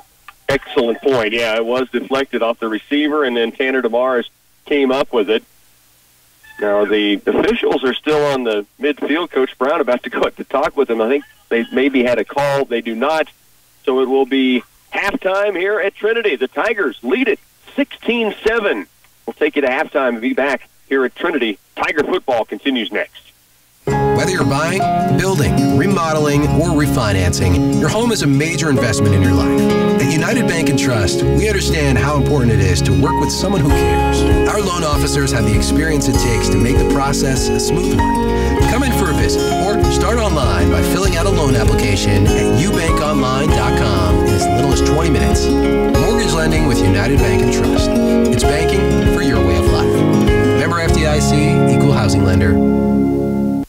Agmark LLC wants to inform farmers of the 2018 fall harvest policies. Milo will be taken for storage at all locations. Corn and soybeans are being taken for storage at all locations except Concordia, where the beans and corn are cash or contract only. Sunflowers are also being taken for cash or contract only. Price later contracts are available if you don't want to set your price at this time. Call Agmark for more specific grain marketing alternatives at 888-848-9979 or visit agmarkllc.com. Why crawl like a spider through the web when you can fly like a bat? It's frightening when you realize how much time you're wasting with slow internet. Get a scary good deal on Pulse Internet with Twin Valley. Take advantage of the savings with an eerily perfect Halloween deal and sign up for 100 megabits per second or Pulse Gig Internet service. Sign up for Pulse Internet and automatically get entered to win some cool prizes if you sign up between now and October 31st and get 2 months free. Don't wait. Call now. 800-515-3311. Hey folks, Bill Rice from the Green Team. Want to let you know about some great specials we have going on right now in our service department. How about this? Buy 3 tires and get the 4th one absolutely free. Or you need an alignment? We've got alignment special during the month of October for only $59.95. That's a 4-wheel alignment. We also have a special on our recommended maintenance. You can get $20 off any recommended maintenance. So come out and see us at the Green Team, 802 West Crawford, or check us out online at greenteamcars.com.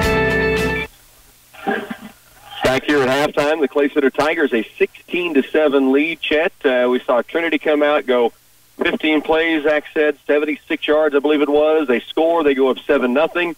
9 minutes, or near 8 minutes and 47 seconds. They take off the clock, and then the Tigers answer in 3:05. Absolutely right. You know, that was almost making a statement there, because what they knew was, well, what Trinity came out knowing was they had a lot of confidence from that.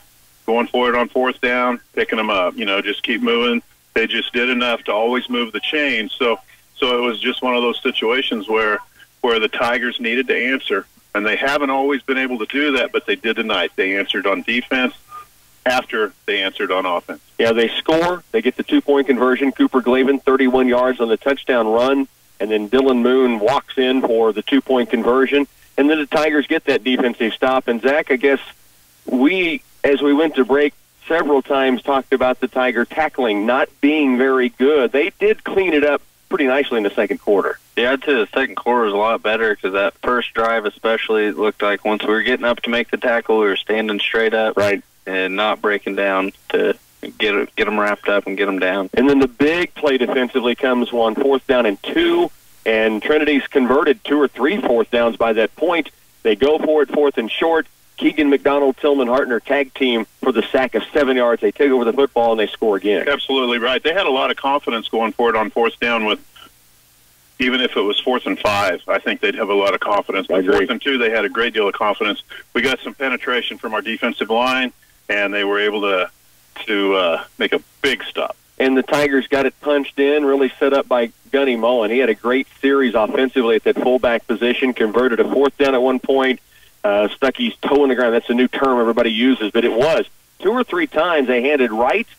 He planted that right foot cut against the grain and picked up 5-6 yards 2 or 3 times. Yeah, we're seeing great running out of Gunny tonight. We're seeing good running out of everybody that's carrying the ball tonight. But, yeah, and what the Tigers are able to do with that, by going from any of 6 or 7 different guys, everybody runs different. Everybody's different to tackle, in real life and in game speed. And so you got a defensive lineman or a linebacker, they get kind of used to how to tackle this guy. All of a sudden, this guy gives me a different look, a different feel.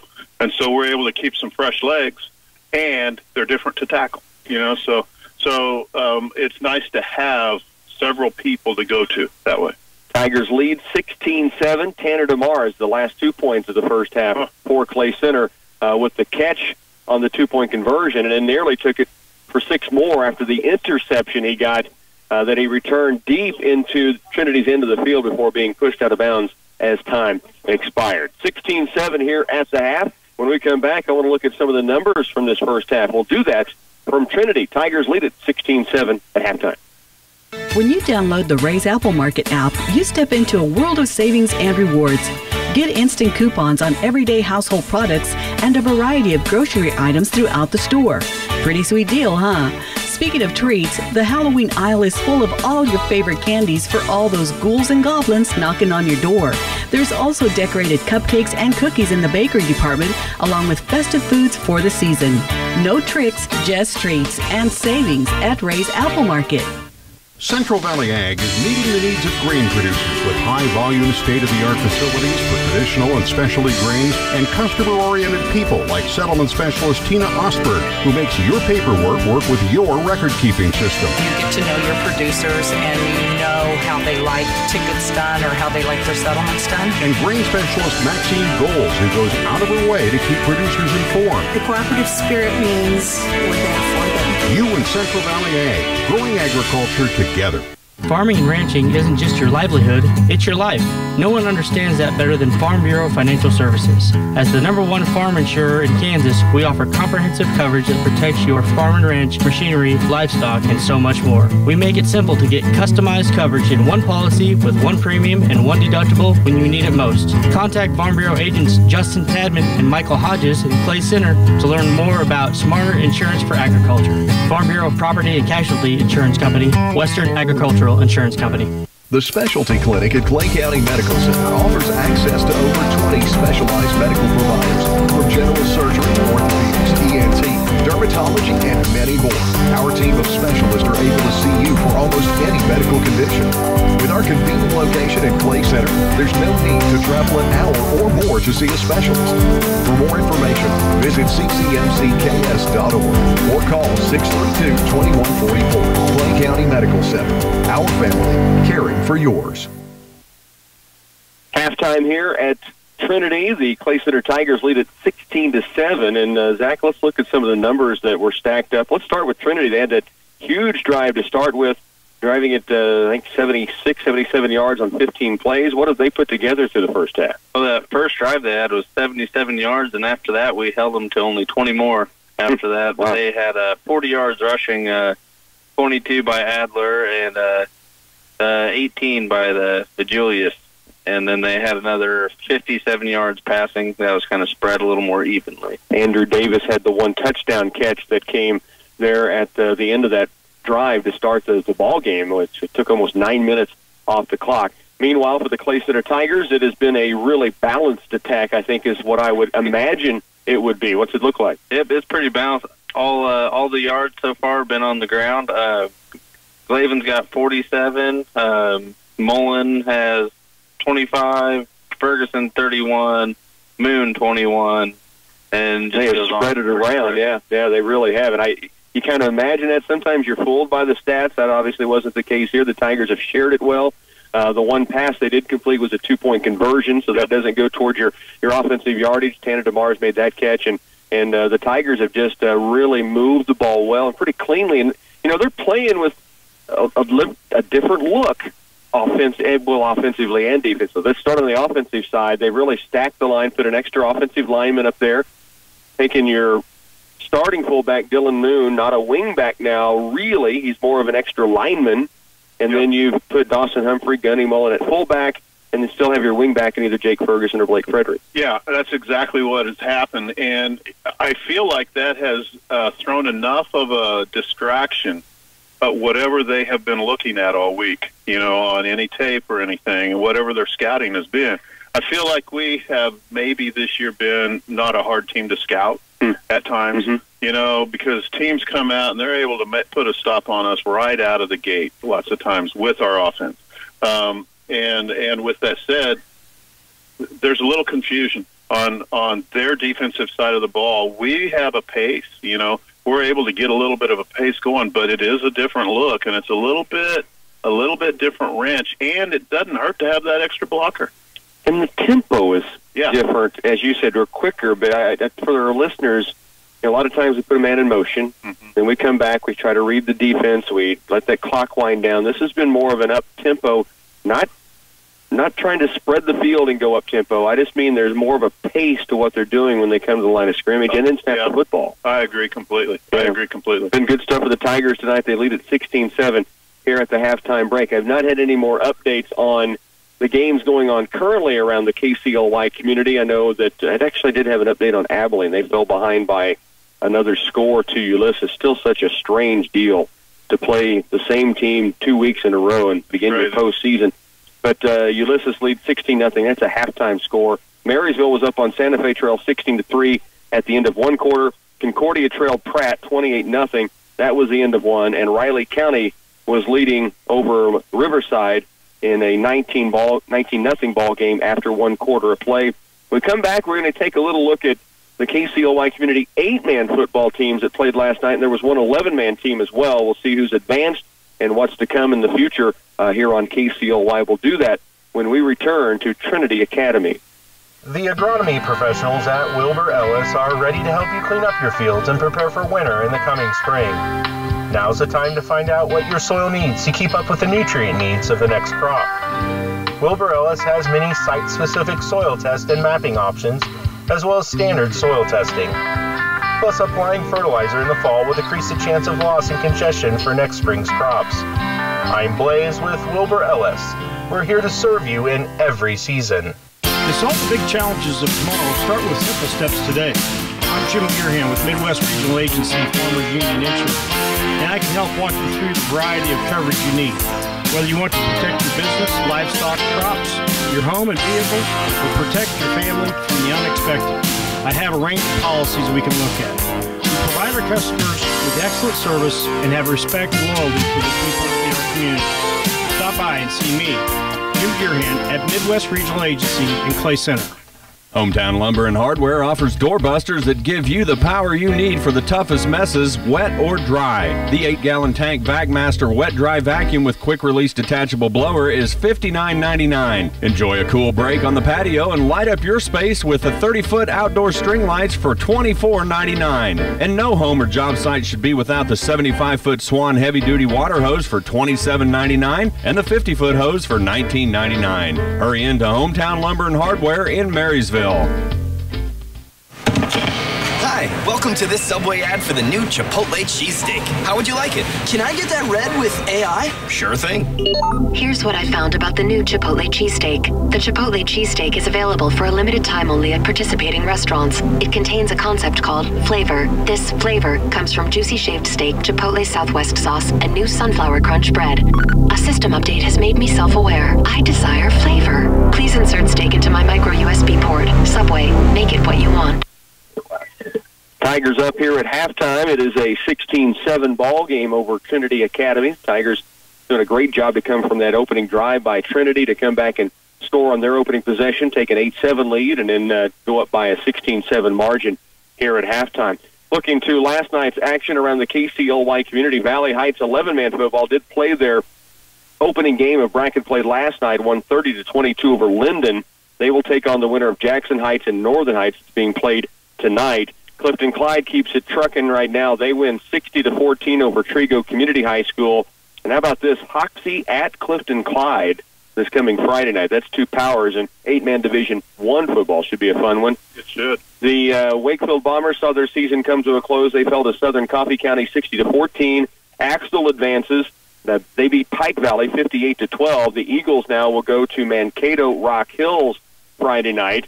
Frankfurt winning over Bloyd St. John's Tipton 30-8, and Hanover winning over Southern Cloud. The Warriors see their season close to the three-time defending state champion Hanover Wildcats. It was a 54-0 ball game. Now Frankfurt goes to Hanover, a game that we'll have on the air a week from tonight in Hanover. So 8-man Division II playoff football there. I also got an update on the Riley County Falcons playing tonight against Riverside. And they lead that ball game. They've gone up now. Let me get you an update on the scoreboard. Actually, Marysville at halftime leads Santa Fe Trail 24-17.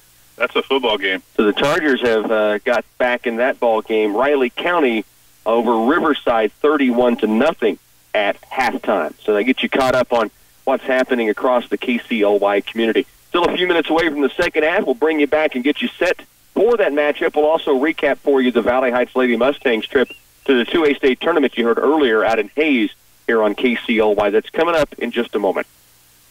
Find convenience, comfort, and delicious food at Ray's Apple Market's Deli and Rock House Cafe. Relax in the dining area after choosing a meal from the deli, and you can even watch TV while you eat or browse your Ray's Apple Market phone app to find money-saving coupons. Here at Ray's, it is our passion to give you, our customer, a pleasant, time-saving shopping experience while providing exceptional products at value prices with uncommon customer service. Thank you from our family to yours. Shop small, shop local. Agmark LLC wants to inform farmers of the 2018 fall harvest policies.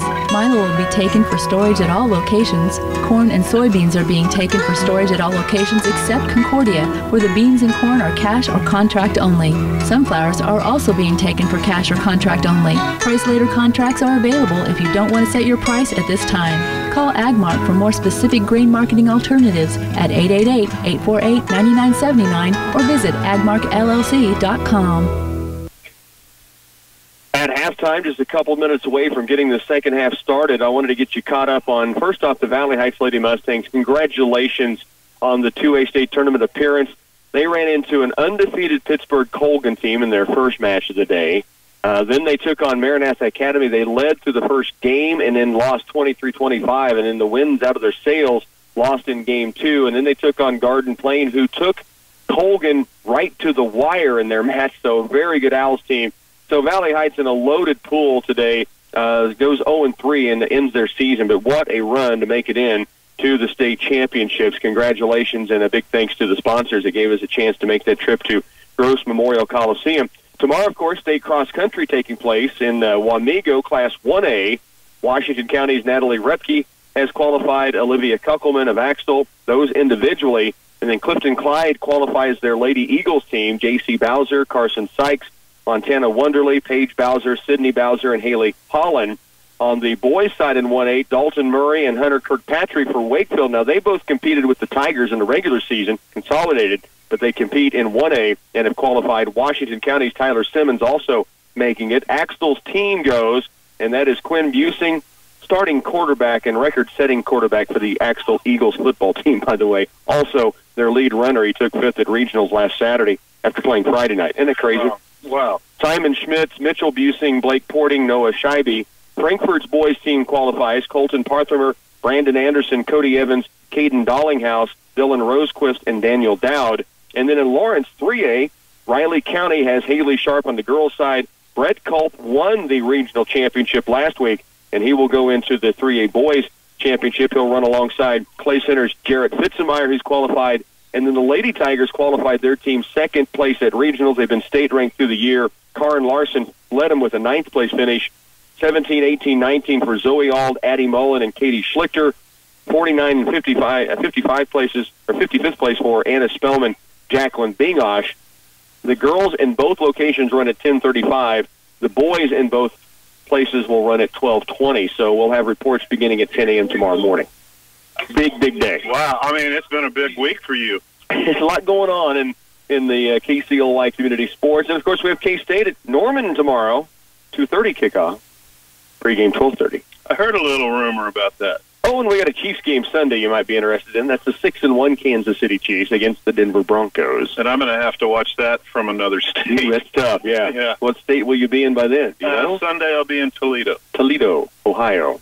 I'm sure there's Chiefs fans there. I'll watch it with Corporal Klinger. Okay, perfect. And the Mud Hens. That's right. It is 16-7. Tigers leading. We're about ready for the second half. Here's your tasty pastry kickoff. The Tigers do get the football on top of leading 16-7. And it's going to be taken back inside the 20-yard line. The return by Blake Frederick. Good to see him back on the field. And he shakes by a tackler, takes that across the 35-yard line. Goes the 16th birthday boy, Blake Frederick. He'll take it to the 37-yard line. Good field position for the Tigers. Good return by Blake, and he took it right up the gut, and the Tigers had some good blocks in place. You know, so it's nice. Here we're taking over, 37, 38-yard line, and we just need to keep doing what we were doing. We got to play this entire second half of football. Yeah, Trinity will keep coming at you. They can score in a hurry. Tigers, again, have a pretty tight formation, although they do split Ethan Straub out to the left side now. Blake Frederick in at a wing back. and Jake Ferguson at wingback, and then Dylan Moon is the fullback behind the quarterback Cooper Glavin. Play clock down to 2. Play in motion. Handoff Moon underneath. Good carry. Takes it out near the 45-yard line. A gain of maybe 6 or 7 yards. First down carry. It brings up second down for the Tigers. Good run by the senior. Dylan's had, 3 good straight weeks. True. You can mix those words any way you want in that sentence. But, 2 weeks ago, he just had a great game, 130-some yards, just really busted out. He had a good running game last week and a good night tonight. Here is, again, a handoff to Moon, and he will take it. It looks like first down yardage. He gets to the 49. That's all they needed. First and 10 for another birthday boy, as we mentioned, 18 today for Dylan. And see if we can shoot the Moon into the end zone maybe tonight. That'd be all right. He got a 2-point conversion earlier, but, yeah, we need to get the 6. Now, he's one of those backs that can kind of get a little lost for the defense in there as he's just picking his blocks and following his blocks. First down 10. Here is a work left side. Glavin fakes it and keeps it, and he's got great yardage. They all attacked Dylan Moon. They didn't lose Dylan Moon that time they found him, but they lost the football. Oh, man, did Coop take that? He took it quick. The Coop DeVille takes it almost to the first down marker. It's a gain of 9, second down and 1. 10:45 and counting. The Tigers letting that play clock go down a ways here in this third quarter with the 16-7 lead and the football. Glavin goes under center. He has Straub wide left. They'll run it left side. Glavin again, first down and more. He'll take it near the 35-yard line. First and 10 Tigers. 10.5 to work. Clock will stop as they move the chains for Clay Center. And what a great sentence to say, and we want to be saying that for the next 40 minutes, of this evening, as the Tigers move the chains. But that's what we need to do, just keep moving the chains. What a start to begin. The good return by Blake Frederick, the good run by Dylan Moon, a couple of good runs by Glavin, and now they have it first and 10 with 10:15 to go in the third quarter and a 16-7 lead. They're at the 37-yard line of Trinity. Now the handoff to Moon, and he breaks a tackle and carries a pile down to the 25-yard line. First and 10 again. Let me say it for you, Chet. The Tigers move the chains. Oh, absolutely. And here's the other deal. What better defense against Trinity than to keep their offense off the field? Yeah, no doubt about that. 2 minutes into the third quarter, Tigers lead at 16-7, still with the football. First and 10 at the Trinity 25-yard line. In motion goes Ferguson, and we've got a stop of play, a penalty against the Tigers. Yeah, I think we had 3 different rear ends wiggling around there when they were... Like they were doing the wave on the offensive line? Yeah. A loss of 5 yards. It's like, just pick a number who you want to call that one on. So they move the football back outside the 30, almost to the 31-yard line on the 5-yard penalty. First down 15. Tigers marching here to begin the third quarter. We're down to 9:40 and ticking, and they lead it 16-7. Play clock down to 10. Now they'll go in under center and run the play. In motion goes Frederick. Handoff Moon underneath. Not much there. Stutter steps his way, though, forward to pick up maybe the lost yardage of the penalty, and he will make it second down and 11, a gain of 4. Something Zach talked about in the first half, the number of 5+ yards play. I'd put 4 yards in that category. When you get chunks of yardage, it means a lot for your team. It absolutely does. Second down 11, a gain of 4. Because if you can get 4 yards every play, you can't be stopped. You should be an accountant or something, Jet. Math skills like that. That's crazy. Second down 11. Here's Glavin. Frederick starts in motion, stops. Now they're going to pitch late right side to Jake Ferguson, short side of the field. He runs over a would-be tackler and takes it down near the 20. He's going to pick up 5, maybe 6 yards. They had it look like closed off, and Jake Ferguson just put his shoulder down and ran through the sternum of the tackler. Ethan Straub had a heck of a block over here. He had a great block on this corner. So third down and 4. We have a penalty flag. I have not been able to pick up the yellow flag on the field. It's right here. It's right in front of the Tigers. It's probably what I just called what I thought the was block a great by block. Straub. Yeah, it is going to be holding. So instead of third down and 5, it'll be second down and much longer. And they move this all the way back to the 36-yard line. So before I went with that sentence, I looked around to make sure there were no flags. I didn't see it. Second down 20. Now for Clay Center at the Trinity 36-yard line. 8:44, third quarter. Tigers lead 16-7. Tight formation for Clay Center. They are bundled up right in the middle of the field. Ferguson goes in motion. They fake it to him, rolling left Glavin. Flips out in the left side to Dylan Moon. Pass is caught. Gets by a tackler. Gets by the penalty yardage. All the way down inside the 20-yard line goes. Wow. Shoot the Moon. First, Glavin avoids being sacked. Second, puts a floater out on the money to Moon. Third, Dylan Moon does work. He really did work after the catch. That was about a 4-yard pass, but he was rolling to his left. We've said that we think Cooper is more comfortable rolling to his left than his right, but he just floated it. He had pressure on him, Coop did, but there was nobody in the area where Dylan Moon caught that pass, but he had a lot of defenders converging on him, but man, he made the guy on the chains drop him. Z, first pass completion for the Tigers? First one. From scrimmage, they did have the 2-point conversion. Yeah, I thought so. Here's Moon again underneath. Did he get the first down? He's very close. Yes, he has it. To the 15-yard line goes Dylan Moon, and the Tigers will move the chain. Was that 2nd and 20? 2nd and 20. And we picked it up. 2 plays later. 2 plays later, we're moving the chain. Let me say it for you again. The Tigers move the chains again. Thank you very much. Put that on repeat. 8:21 to work, third quarter. Tigers lead 16-7. To the Trinity 15-yard line. A little confusion by the Tigers here, but we're getting set. Straub splits out to the right side. We're down to 7. Wide. Now the play clock down to 4. 3. Glavin under center. They will get it off. And pitch late to the right side. Ferguson puts his head down to the 10. Chased by a tackler. Inside the 5-yard line goes Jake Ferguson. I tell you, he caught that football 8 yards deep, and he just put his head down and went, and then made a guy miss at the end of the play. Well, anybody that's watched Jake play football ever, when you just described that, they can envision what you said. He puts his head down and goes. 7:50 to work, third quarter. Tigers up 16-7. Clock ticking. Play clock is at 12. Tigers letting that time wind down with the lead. They have it first down and goal now at the 5. Play clock to 4, 3, 2. They will snap it at 1. Glavin rolling left, wanting to pass. Fires out in the flat. His catch is made. Trevin Shirley then fights his way to the end zone. Touchdown, Tigers.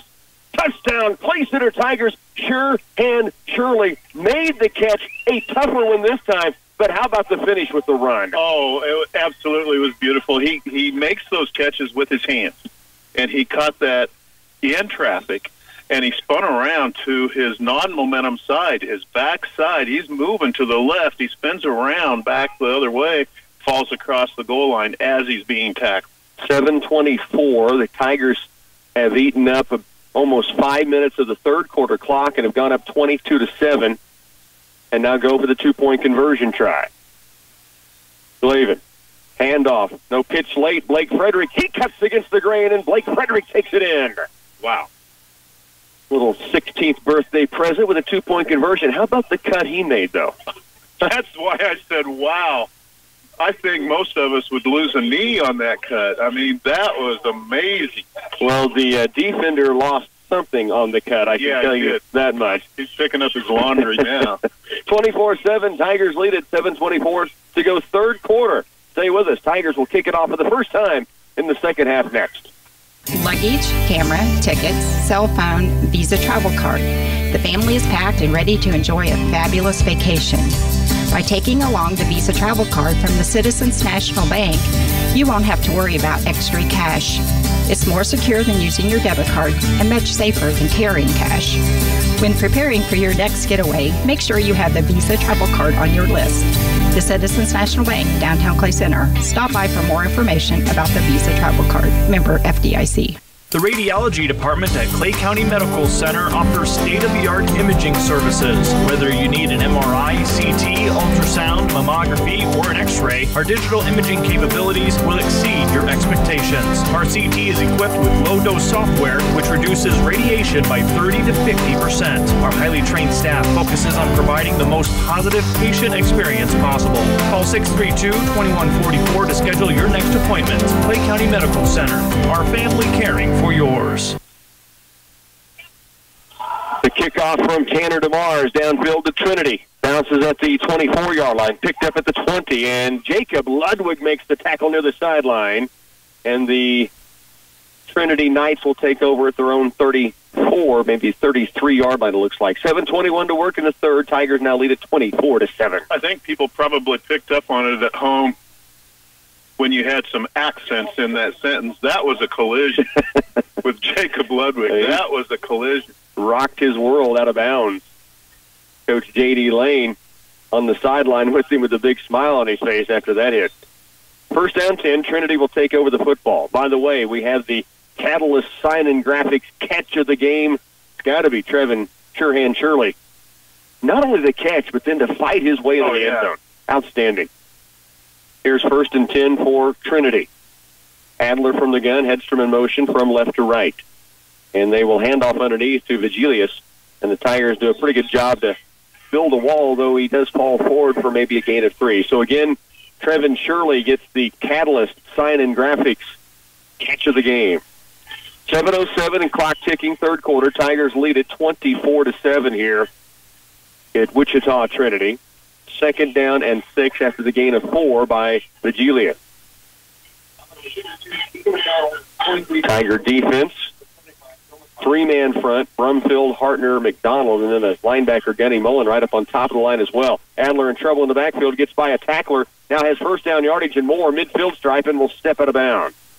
He was flushed out of the pocket, I think, by Brian Benford that time, but he got outside to the edge and was able to get downfield and pick up first down yardage and a whole lot more. I wasn't watching the play right that time because I was too busy looking for flags. I thought their right side moved early or leaned or did an illegal shift or something over there, but, man, that kid can run. When he's pushed out of the pocket, he's more dangerous than throwing the football. Yes, he is. Despite his 1,800-plus yards he's connected with through the year this season. First down and 10, football is inside the Tiger end of the field. Adler now to throw it. As a receiver, that's Hedstrom. Good open field tackle by Jake Ferguson, but it's a first down catch and a couple of yards carry to pick up first and 10 for Trinity to the Tiger 35. 6:34 remains, third quarter. The clock, the Tigers' friend. Trinity trying to battle time right now, and they have done a good job to get it downfield. First down 10, football at the Tiger 35-yard line. Clay Center on top, 24-7. Adler awaits the snap. Two receivers right, 3 to the left. Here's Adler in the pocket. Now flushed out. Keegan McDonald chasing. Fires across his body, and it's disrupted on the catch try by Cooper Glavin. He had a receiver and put it in a pretty good spot. Cooper Glavin, though, with a big hit to jar it free. Was that Keegan McDonald with the pressure? Chasing in the backfield, yes. And, you know, he was making a difference. He forced that pass a little earlier than he would. Although he had a lot of time, he was waiting for that receiver to break into that territory where he wanted to throw it to. Yeah, you're right. He had to throw it before he wanted. Still put it in a decent spot. Davis went down for it, and Cooper Glavin jarred it free. 6:07 to go, third quarter. 24-7, Tigers lead. Second down 10. Pitch back now to Vigilius, and he is going to be tackled by Keegan McDonald. Sincere Sanders kind of got to cut him off and drove him inside. McDonald put him away. Third down long. Third down 9, a gain of 1.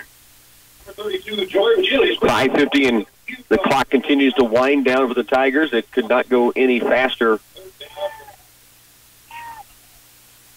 Third down and 9. Adler from the gun.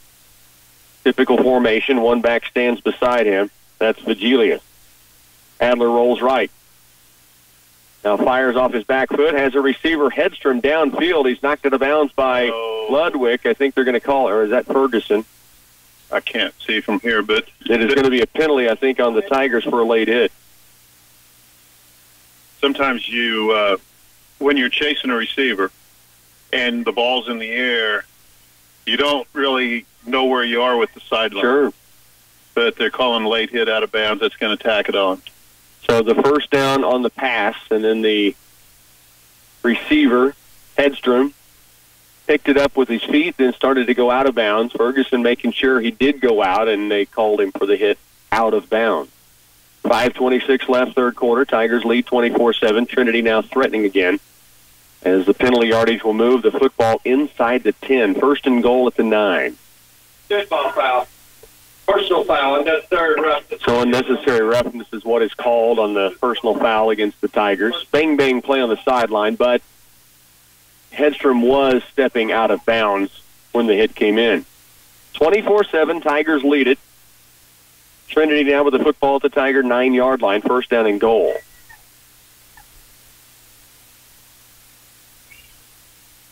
Adler from the gun.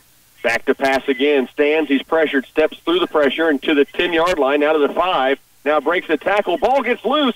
Tigers look like they have it. Now the ball's still free again. No signal yet. Tigers say they have it. The officials yet to point. And it's Clay Center's football. How often does that happen when somebody's reaching with the football, trying to put it across the goal line, and they don't keep control of that football? It gets knocked loose.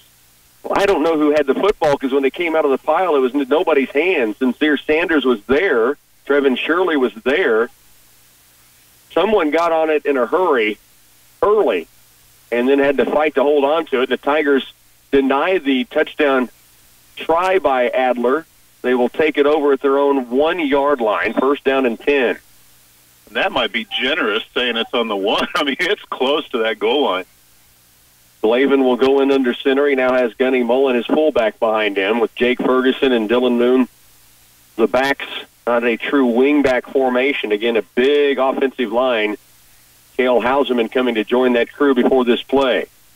Glavin spins right, hands off late, gets it to Mullen out to the 5-yard line, and he clears a little more room as he moves the pile 2 more yards. It'll be second down and 3. What a run by Gunny Mullen. And I think that they were coached that time, their defense. You tackle the quarterback, right, even if you think he got rid of the ball, because there's always a chance for that safety. But, yeah, you got to take care of the ball there. A nice little push out away from that end zone.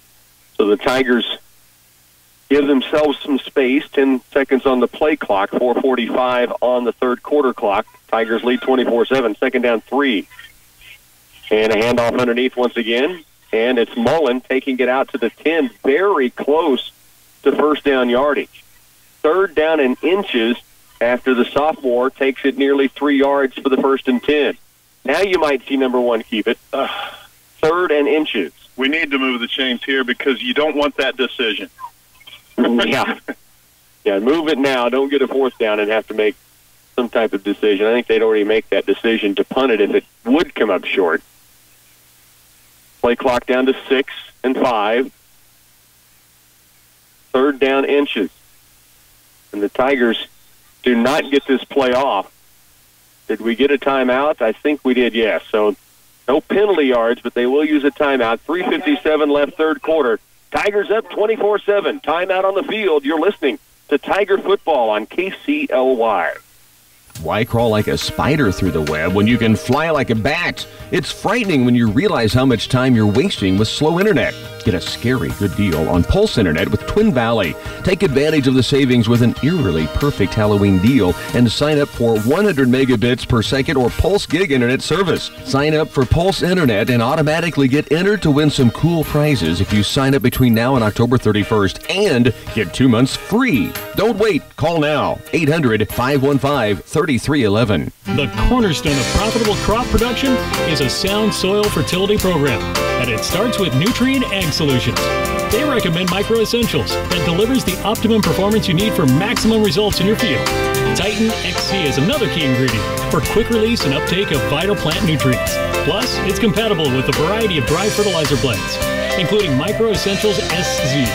Financing is available for these products. For a greater return on your investment, visit with the ag professionals at Nutrient Ag Solutions.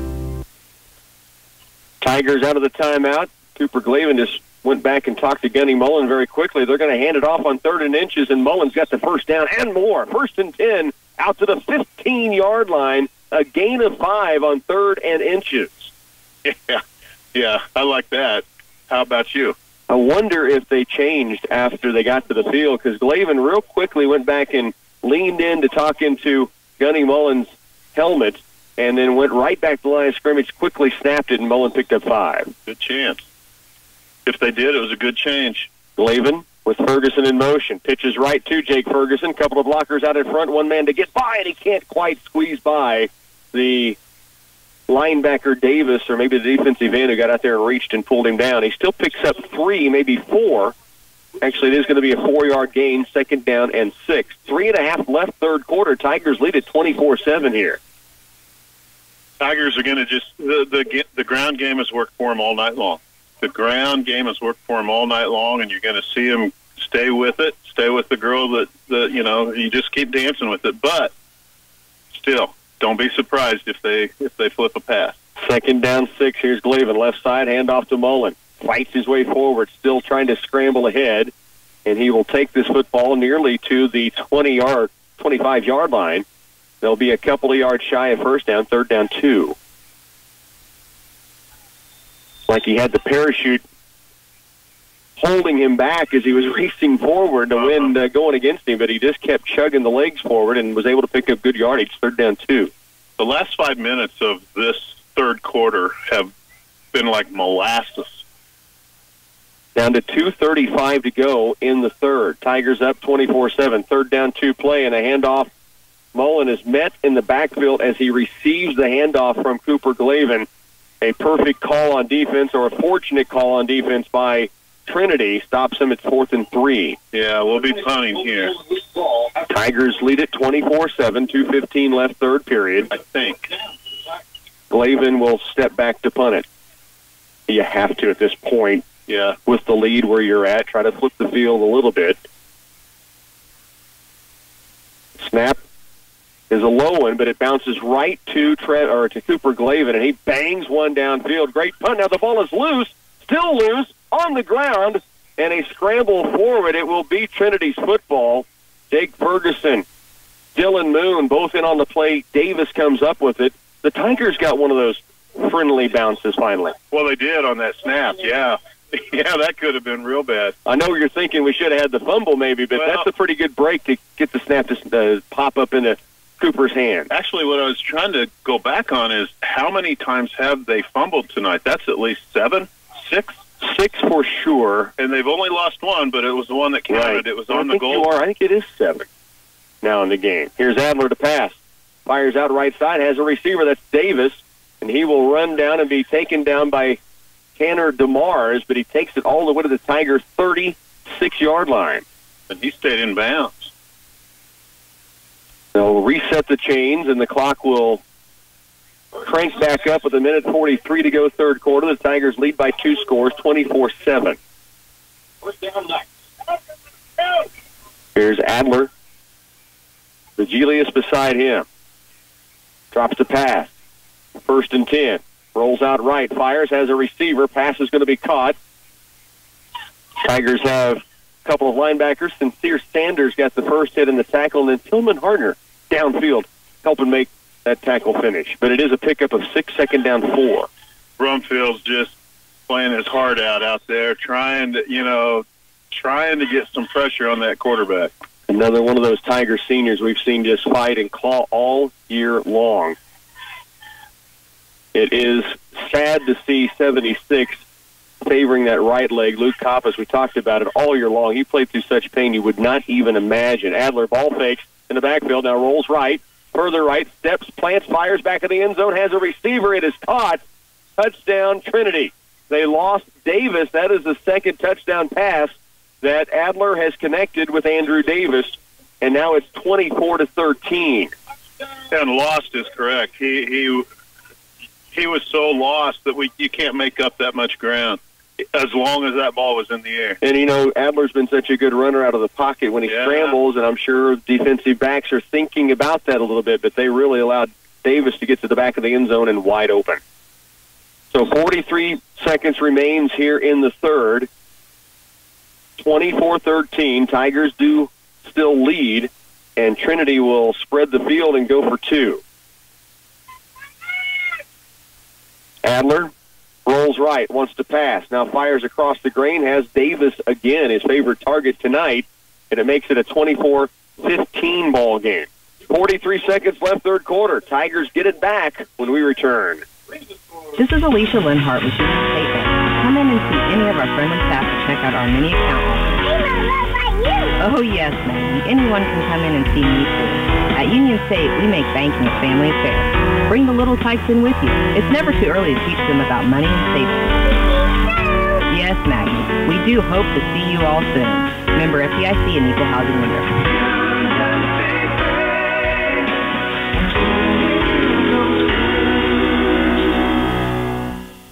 Here at Cloud County Community College and invest in your future. When you choose Cloud for your first 2 years of college, you're choosing savings. 2 years of tuition costs at Cloud are nearly $10,000 less than 2 years at a Kansas public university. Not only can we save you money, but we can offer you scholarships and financial aid to help finance your education. Let us help you explore your options and make your academic goals affordable. For more information, call Cloud's admissions office at 1-800-729-5101 or check us out at cloud.edu. The Tiger lead now 24-15. Clay Center's Blake Frederick back to receive for the Tigers. Still the lead intact, but Trinity able to knock one in with 43 seconds left here in the third. And it's going to be a pooch kick. Up back taking it is going to be Trevin Shirley, and he'll take it out. Good catch and a return of 5 or 7 yards by Shirley. And the Tigers have great field position and odd onside, I guess you would call it, more of a pooch, but sure hand Shirley there to make the play. Well, lots of times you'll do that short, high little pooch kick, hoping to get it to somebody that doesn't want to run the ball. Right. They didn't realize they were kicking it to somebody that really wants that football. Yeah, that's a great point. It really is, because a lot of times that layer of guy on the kick return team doesn't want the ball. Tigers go from their own 46-yard line. Great field position, leading 24-13. Handoff, Gunny Mullen. Bangs by a tackler into the other end of the field for the Tigers. It'll be to the Trinity 47-yard line. First down run of 7 yards, second down 3. Down to 23 seconds. The Tigers do not have to snap the football here, and I would imagine they don't. No, they won't. They can let the clock wind down to the fourth quarter, leading 24-15. Now down to 9 seconds, the play clock at 10. Tigers are looking to go for it, maybe try to draw them off sides. Now they'll back away and let the clock expire. We're headed to the fourth. The Tigers lead it here, 24-15 at Trinity. Start here at Cloud County Community College and invest in your future. When you choose Cloud for your first 2 years of college, you're choosing savings. 2 years of tuition costs at Cloud are nearly $10,000 less than 2 years at a Kansas public university. Not only can we save you money, but we can offer you scholarships and financial aid to help finance your education. Let us help you explore your options and make your academic goals affordable. For more information, call Cloud's admissions office at 1-800-729-5101 or check us out at cloud.edu. Having a good quality coat of paints on your stock trailer, hay trailer, or semi-grain trailer will extend its lifespan and value. Let B&D Sandblasting use their expertise and specialized equipment along with high-quality primer and paint to revive and renew your trailers. B&D Sandblasting can take your old trailer and make it look like new and maintain its function and value. Give Brian Moon a call at B&D Sandblasting in Clay Center, 632-0696. Tigers lead 24-15. We're headed to the final quarter. Tigers with a football, second down, 4 yards to go at the Trinity 47-yard line. Tanner DeMar is a receiver to the right side. Trevin Shirley left. Dylan Moon, Jake Ferguson, Gunny Mullen, the running backs, along with quarterback Cooper Glavin, who goes in under center, Braden Dorman. Second down 4. Ferguson in motion. Handoff underneath. Mullen breaks the tackle, spins off another all the way to the 40-yard line, and the big fullback bruises his way to a 1st and 10 for the Tigers at the 41 of Trinity. And the Tiger team needs to just jump on Gunny's back right now and embrace the same attitude and spirit that he's bringing. You know, the last 2 plays, he had another gear. We're down to 11:45, just underway in this fourth quarter, but the Tigers a 9-point lead with the football now at the Trinity 41. We're wanting to close this out with a running game, but it needs to be an aggressive running game, not a passive running game. Glavin will Fake it, keep it. Now pitch late to Dylan Moon, and he's gotten open. He's down to the 50 or 25-yard line goes Dylan Moon. And how about Cooper Glavin? The fake to Gunny. Defense dives in on the guy that's been hurting him. Glavin starts downfield and pitches about 4 yards deep when he gave it off to Dylan Moon. Yeah, he was several yards past the line of scrimmage when he turned, made the pitch, and then Dylan just kept it going. Moon takes it inside the 30 near the 25-yard line. 1st and 10 Tigers, who lead 24-15. Just 1 minute into this fourth period. Tigers letting the play clock go down inside 10 every time to allow that clock to wind down. Here is a handoff to Mullen again, and he's got good yardage. Still on his feet after the whistle, finally taken down, but he picks up good first down yardage again for the Tigers. Where's Gunny at on yardage? Z, do you have that tallied up? After that run, that is 60 yards. That's great stuff. Right up the middle. Yeah, all of it. And now it's just a bull going forward. He had a stutter step a couple of times where he planted right, cut back against there in the end of the first half, but right now he is just coming full bore and picking up big yards at 2nd down 5. Here's Glavin, pitch out left for Ferguson. As a blocker, now puts his head down, 1st down yardage, and a little bit more. He takes it inside the 15-yard line. Jake Ferguson. You punch him in the gut up the middle with Gunny Mullen time and time again, and then you just throw a little flare out to the left, and Jake Ferguson had a pretty good haymaker himself when he finishes runs outside. Yeah, he really does. And he started outside, and he took it back in just enough, and that's where he got his yardage. He overplayed their pursuit, and picked up the first down. We can pick up another first down without a touchdown. 1st down and 10 is at the 11-yard line of Trinity. Glavin. Here is a handoff, Mullen, and he breaks free to the 5, to the goal line. Touchdown, Tigers! Touchdown, Clay Center Tigers. Logan Gunny Mullen breaks free, started the middle, carried him to the outside, and he was wide open. I think I made him mad when I said we can pick up a first down without a touchdown. I'll show you, Chad. Yeah. Oh, what a great run. But that's how he's been running this whole series. Right. I mean, all night, but it's like he had an extra gear at the start of this fourth quarter. 70-plus yards. Or maybe the other gears for the other team is starting to wear down, and maybe his just keeps chugging along. 30-15, now the Tigers will go for 2. They lead it by 15 here in the fourth. And it's Mullen again, diving forward. Did he get there? Yes. 2-point conversion is through. Wow. And the Tigers lead 32-15. 9:48 left in this game. Stay with us. Tiger football continues next.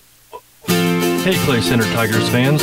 Join us at famous Otto Unruh Stadium on Friday nights this season as we cheer on the Tigers and help them build on last season's success. I'm Brett Hupka, and on behalf of the staff at GN Bank, we're proud to stand with the Clay Center Tigers, their coaches, and their families. Our team at GN Bank supports the Tiger team on the field and in the classroom. Best wishes for an outstanding season and school year from your friends at GN Bank, the best place to bank and borrow, member FDIC. Here at RW Pest Control, being locally owned and operated means taking pride in our community and being thankful to serve and support the areas where we grew up. Our priority is protecting your home or business against the threat of unwanted pests and rodents. We know you'll be happy with our service, and you may be surprised by how much we can save you. RW Pest Control is a proud supporter of the Clay Center community and Tiger Athletics. Call us today for your free estimate or visit us online at rwpestcontrol.com.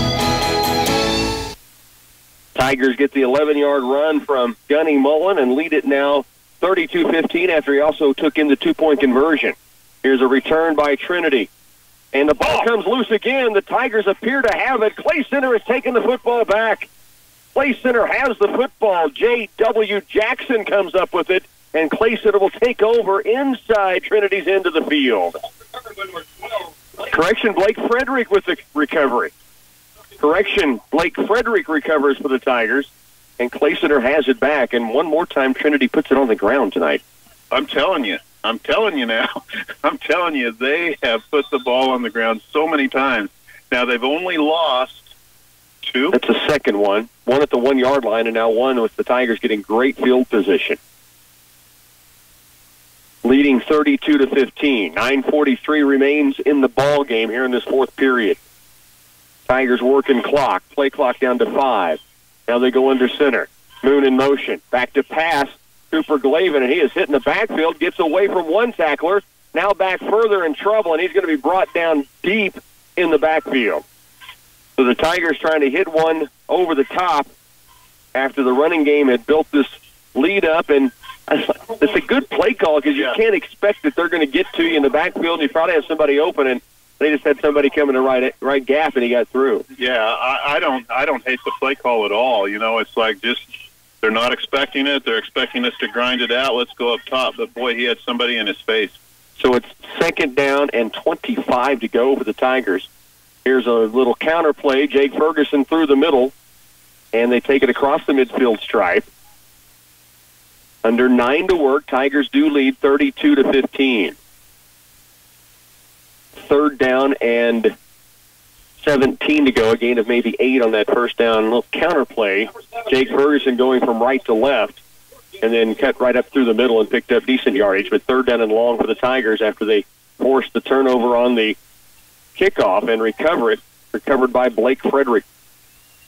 3rd down long for the Tigers at the Trinity 47-yard line. In motion, Ferguson. They'll hand off underneath to Gunny Mullen, and he takes it near the 40-yard line. It'll be 4th down, 11 yards to go. You know, I'd say I like the play call, but, man, when 26 is taking you down the field in this third and now 4th quarter, hard not to just keep punishing the defensive line of Trinity. 4th down, 11. I know that nobody else in the world would agree with me on this. I would run a fake punt right here because you're not going to hurt field position that much. It's about where they take over anyway. Flavin will punt it. Try to take something off of it. It'll bounce and check up and is going to be downed at the 11. Trevin Shirley downs it, and that is why you don't run a fake right there. Except that was a really good punt. 7:43 to go in the game. Tigers lead it 32-15. Great punt from Glavin. You could see a kind of a knockdown wedge he hit right there with his foot. Exactly right. And then Trevin Shirley came and downed it at the 11-yard line. And that's where Trinity will take over the football. This turf tonight has provided the bounces, usually to the person that needed it. True. Most often to Trinity because they put it on the ground so many times. Here's Adler. Rolls left. He's back near his goal line. Now flips it out left. Has a receiver. Pass is caught. Ethan Straub drives the receiver out of bounds. But a nice pass by Adler. Just a flip of the wrist gets it out to the 20-plus, the 25-yard line. So 1st and 10, Trinity. 7:35 clock stops with the completion and as they move the chain. Tigers defensively up front. 3-man front. Caden Kramer, Dalton Brumfield, and Keegan McDonald up there. 4 linebackers really for the Tigers tonight against this spread offense. Here's Adler rolling right. Pressure coming. Fires downfield. Has a receiver through the hands, and then Blake Frederick defending behind comes sliding in, unable to get to it before it hits turf. 2nd down 10. Their receiver over here absolutely took off early that time. You know how he's been doing that every once in a while. We've called for it almost since the beginning of the ball game. We had some illegal shifts. We haven't really had procedure called against Trinity. Well, with their passing game, there's 7.5 minutes to go in this game. They have all 3 timeouts left. Anytime they throw an incomplete pass, clock stops. Anytime the receiver can step out of bounds, the clock stops. We need to make them burn some of their timeouts. 2nd down 10. Here is Adler. Pressure coming. Screen set up underneath. Pass is going to be caught by Hedstrom. He is caught from behind by Gunny Mullen. Solo tackle out in the open field. It's a gain of 11, 1st and 10, but could have been a whole lot more. The Tigers brought everybody. The screenplay a good setup by Trinity that trip. It was. It was executed very well. Now we've got a injured Tiger, Cooper Glavin, needing to come out of the game and does so. Tigers have enough on to get somebody in. I was not watching the sideline. Now we got a timeout. And maybe Clay Center just wanting to settle the troops. 7:11 left in the game. They lead 32-15. Trinity trying to charge. They have it at their own 45-yard line, 1st and 10. Tigers lead 32-15 when we come back. Hey folks, Bill Rice from the Green Team. I want to let you know about some great specials we have going on right now in our service department. How about this?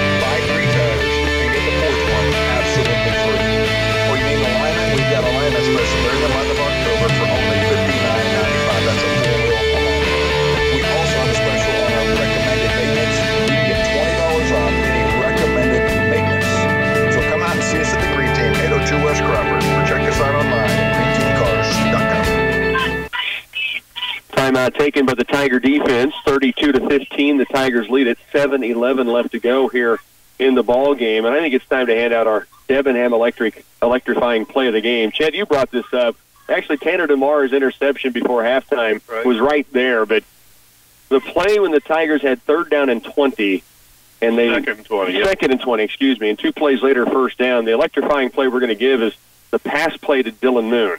Really tough pass by Glavin, great catch, and then the run by Dylan Moon. Absolutely. Cooper Glavin was rolling to his left, and it was just a little dump float or maybe a 4-yard pass, and then what Dylan Moon did with that run after catch didn't quite get the 1st down, put us in the position to get it on the next down. And then eventually the touchdown. And now they do get the receiver going early because the center never snapped the football. They could not call that one on Cal Kelly this time. He was 5 yards down the field when the whistle blew. I have never seen somebody, illegal procedure like that move slower. Usually they take right off. Right. Tigers defensively now, 1st and 15. Trinity does have the football. Adler out of the gun. Davis goes in motion. Now further in motion. Long wait for the snap. Now Adler has it. Rolling left. Pressure coming. He gets by Kramer. Now cuts it forward. He's going to be tackled. Finally chopped down by the Tigers. 3 defenders in on the play. You see Kramer come off the pile. Tanner DeMar is in there. Dalton Brumfield. Imagine that for Clay Center on the play. And Ethan Alquist, who has been a big part of the night defensively for the Tigers as well. But what happens, plays like that take a lot of time off the clock, and then they don't stop the clock. Right, and that's good for the Tigers. 2nd down 12. Do have a score in. Marysville leading Santa Fe Trail after 3 quarters. It's 32-17. After 3, Ulysses leading Abilene 18-0. Here's Adler rolling right. And he's now turning to the corner, throwing downfield, has Hedstrom, and he overthrows him. Blake Frederick on coverage. Adler forced out of the pocket. You see pressure outside there from Brumfield and from Caden Kramer. And Adler had to throw off his right foot, put a great throw on it as far as distance, but it was well overthrown to his receiver downfield. Yeah, the receiver had no chance of catching that ball, but he had pressure on him. It's another play that actually took a long time to develop. 6:22 left in the 4th. The Tigers lead 32-15. Trinity now faced with 3rd down and 12. And they do have a Trinity night that is tying a shoe, so the officials letting them get the gear in order. That is Hedstrom, the receiver we've talked about. And now they're set to go. 3rd down 12. Trinity from their own 34-yard line. Tigers lead 32-15. Adler, and we've got a whistle before the play starts. Again, do not see a penalty flag, but and do you know what the call is? No, I'm just as confused this time as the last time this happened. It's almost as if the umpire does not give the signal to start the play clock and both teams are ready to go. Maybe that's it. That's what I thought the last time. Yeah. 3rd down 12 is still the call. 6:20 remains in the ball game. Here is Adler. Steps left, pressured, and he is going to be brought down. Ethan Alquist gets there first and makes the tackle in the backfield. It's 4th and long. We got a flag in the backfield, which can either be in the area of holding or it could be like if we got a face mask or something like that. I couldn't see over there. Alquist, the sophomore, got through, made the sack, and it is a hold called against Trinity. They will decline this because it's going to be 4th down and long anyway. Big-time play by the sophomore. The Tigers, for the 2nd time, they've been able to get to the backfield and make a big stop. This should be 4 or 5 yards deep. 3 or 4 yards, maybe, by the time they got him to the ground. It's still 4th down and 14 to go for Trinity from their own 32-yard line now. And if Ethan would have got that earlier in the game, he'd have got the hitter of the game. That's right. Yeah. Without a doubt. Big-time play by Alquist. Timeout taken on the field. Tigers lead at 32-15. 6:13 remains, 4th quarter. Stay with us. You're listening to Tiger Football. Hey, football fans. This is State Farm agent Dave Borgerding thanking you for your support of my local business. Because of your support of my State Farm agency, we're able to give back in the form of sponsorship, the State Farm Fishing Derby,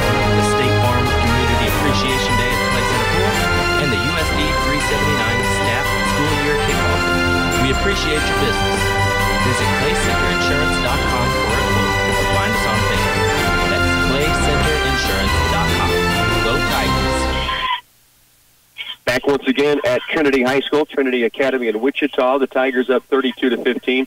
So again, back to the Debenham electrifying play of the game, that pass from Glavin at Dylan Moon, the catch and then the run after really set up that score. And our Midwest product stat of the game, we had one option, 8 times fumbled, right? Yeah, they put the ball on the ground 8 times. That was one option, but I think we're going to go with Clay Center's offense is averaging 6 yards a play tonight. It's outstanding. Zach brought it up in the first half, and they've continued that trend, big chunks of yards at a time. 4th down and long, Trinity will go for it from inside their own 35. Low snap, picked up, Mullen pressuring, screen play set up underneath.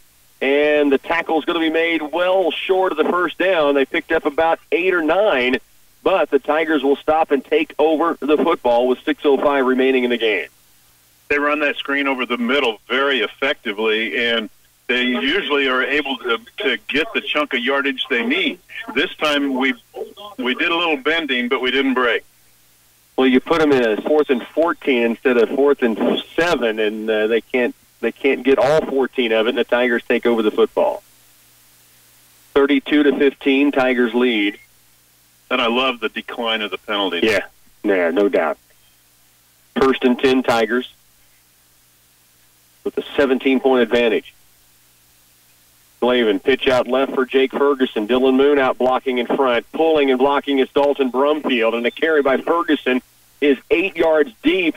And how about your left tackle getting out in front of the pitch out? And you get Dylan Moon, of course, out there blocking, but Dalton Brumfield, he does it on both sides. Absolutely right. And what I love about us averaging 6 yards per play, sometimes the team will do that by getting an 80-yard play and then a bunch of nothing plays. You know, we're getting 6 yards every time we run the ball. The one big run we've had, 31 yards from Cooper Glavin. That's the longest run from scrimmage.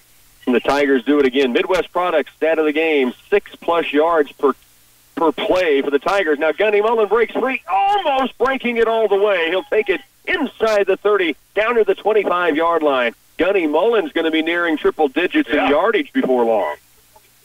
He had 70+, I know, at one time. 5:17 left to go in the game. Tigers up 32-15. 1st down 10, football at the 25 now of Trinity. Hard snap count by Glavin. Trinity does not jump. Play clock down to 10. Game clock at 5 minutes to go in the ball game. Tigers lead 32-15. 4th quarter action. Play clock now at 1. They snap it. Handoff Mullen again, and he is running free. He is breaking free. He is gone. Touchdown, Tigers. Touchdown, Clay Center Tigers. Gunny Mullen takes it in from 25 yards out. 101. Perfect. Knew he had to be closing in on triple digits, and the sophomore gets it done. He broke free left side, then left the pack, his second TD run of the night. There's a look about him. It's like an old-school look. You know, when he is running with that ball up the middle, it's like I'm watching football from 25 years ago. 38-15. John Riggin style, maybe? Need a big collar around his neck. Here's Glavin, 2-point conversion. Pitches late to Moon, right side, and the senior, the birthday boy, is in, and there's going to be a penalty on the tacked on horse collar, the call against Trinity, but Dylan Moon takes it in again. And we've already done the stat, but I like this one as well. We have picked up the 2-point conversion on every time touchdown tonight. Yeah, great call. 38-15, Tigers lead it. 4:47 to work. Tiger football continues after this.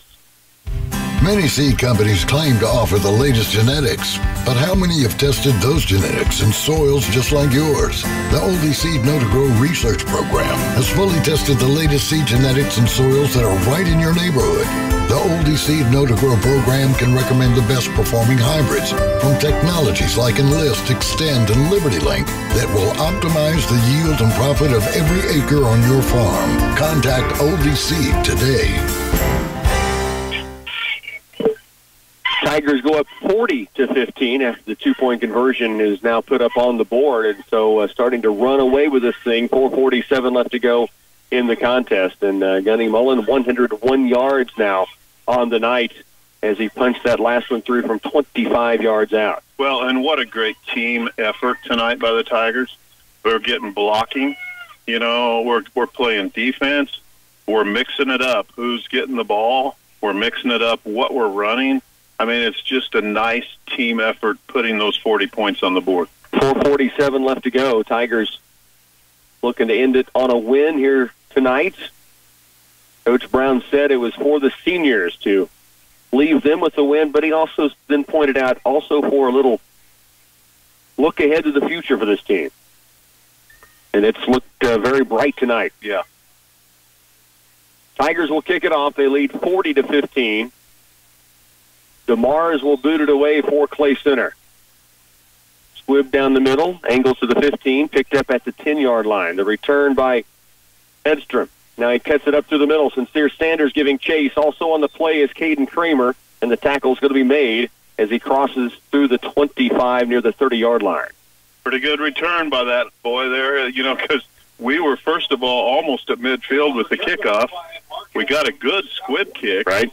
And he made a little bit of something out of nothing there. 4:40 left in the ball game. Tigers up 40-15 here at Trinity. Adler with the spread field. No one beside him in the backfield. Obviously down big and trying to gun it around. They float out in the flats this time. Catch is made near the sideline. Now a cut toward the middle of the field. 3 or 4 Tigers in on the tackle. Off the play is Cooper Glavin, Ethan Straub, Luke Koppas out there. Great to see Luke. A chance to get back on the field. Just short of the first down and in the middle of the field, so the clock keeps ticking. 4:18 to work, second down and less than a yard. Here is Adler, pressure coming. Now fires out right side, has Davis, but overthrows him. Coach Mark Henry would have made that catch back in the day, I will guarantee you. Kind of dodged it this time, I think. 4:10 left to go in the ball game. Tigers up 40-15.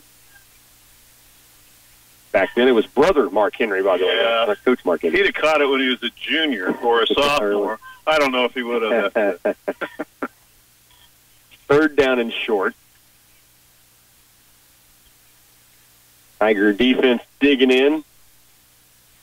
Trinity with the football from their own 40-yard line. And the ball on the ground again, the 9th fumble, but it's picked up by Adler. It's scooped up, fires downfield as a receiver. Catch is made, and the tackle is made as well by Jake Ferguson.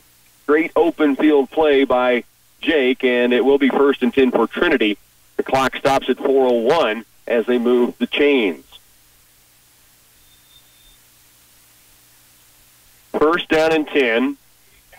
First down for the Max. I guess it's not a bad stat to only lose 20% of your fumbles. That's one way to paint a picture, I guess. 3:47 left here in the fourth. 40-15, Tigers with the lead. Adler, and they draw the Tigers' J.W. Jackson offside. Freshman trying to get back there at number 10, and he just left early. So a 5-yard penalty, 1st and 5. 3:38 remains, fourth quarter. Tigers lead big.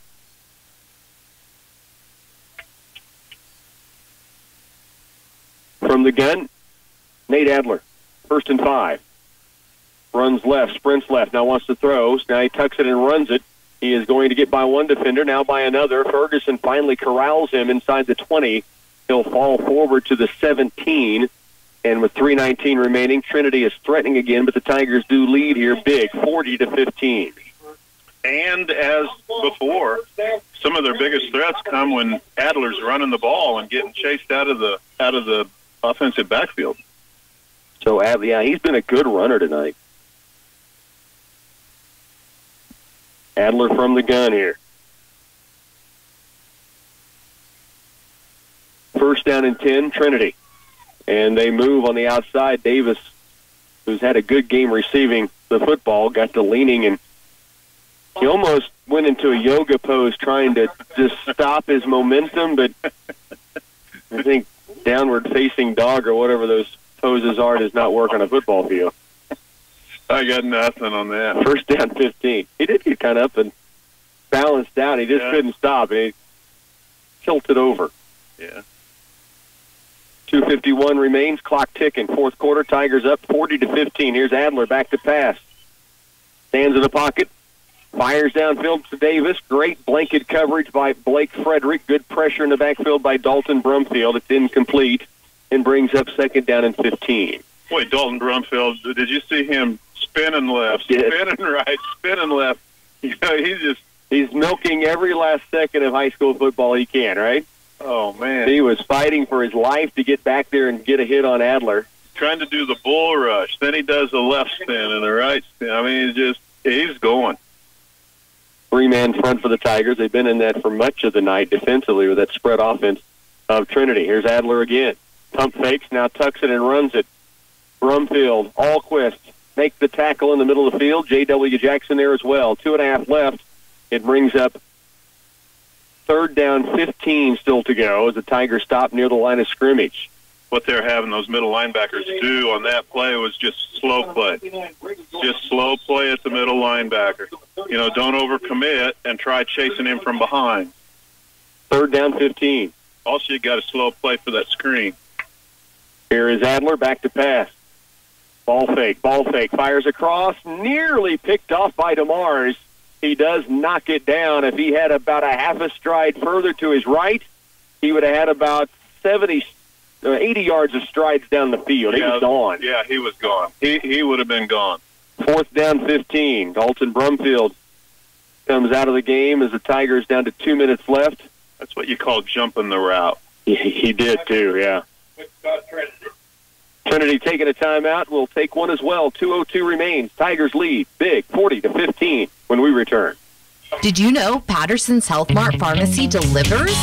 That's right. Patterson understands that for many people, the lack of mobility and transportation make it very difficult to get their necessary prescriptions. That's why Pattersons make daily deliveries Monday through Friday to Clyde, Clifton, Lynn, Wakefield, and Leonardville, as well as Clay Center. You can even get same-day deliveries if you call before noon.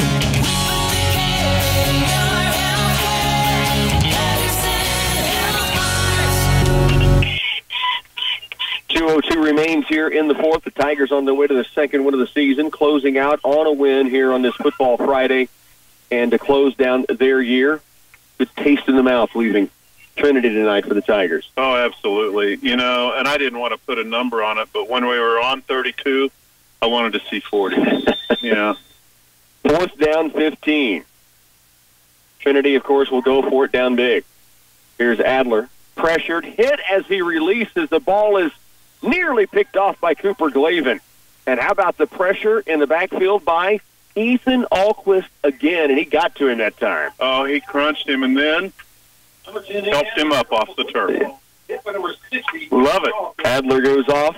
Alquist goes off. Big hit in the backfield, and now the Tigers will have the football with 1:58 remaining and a 40-15 lead.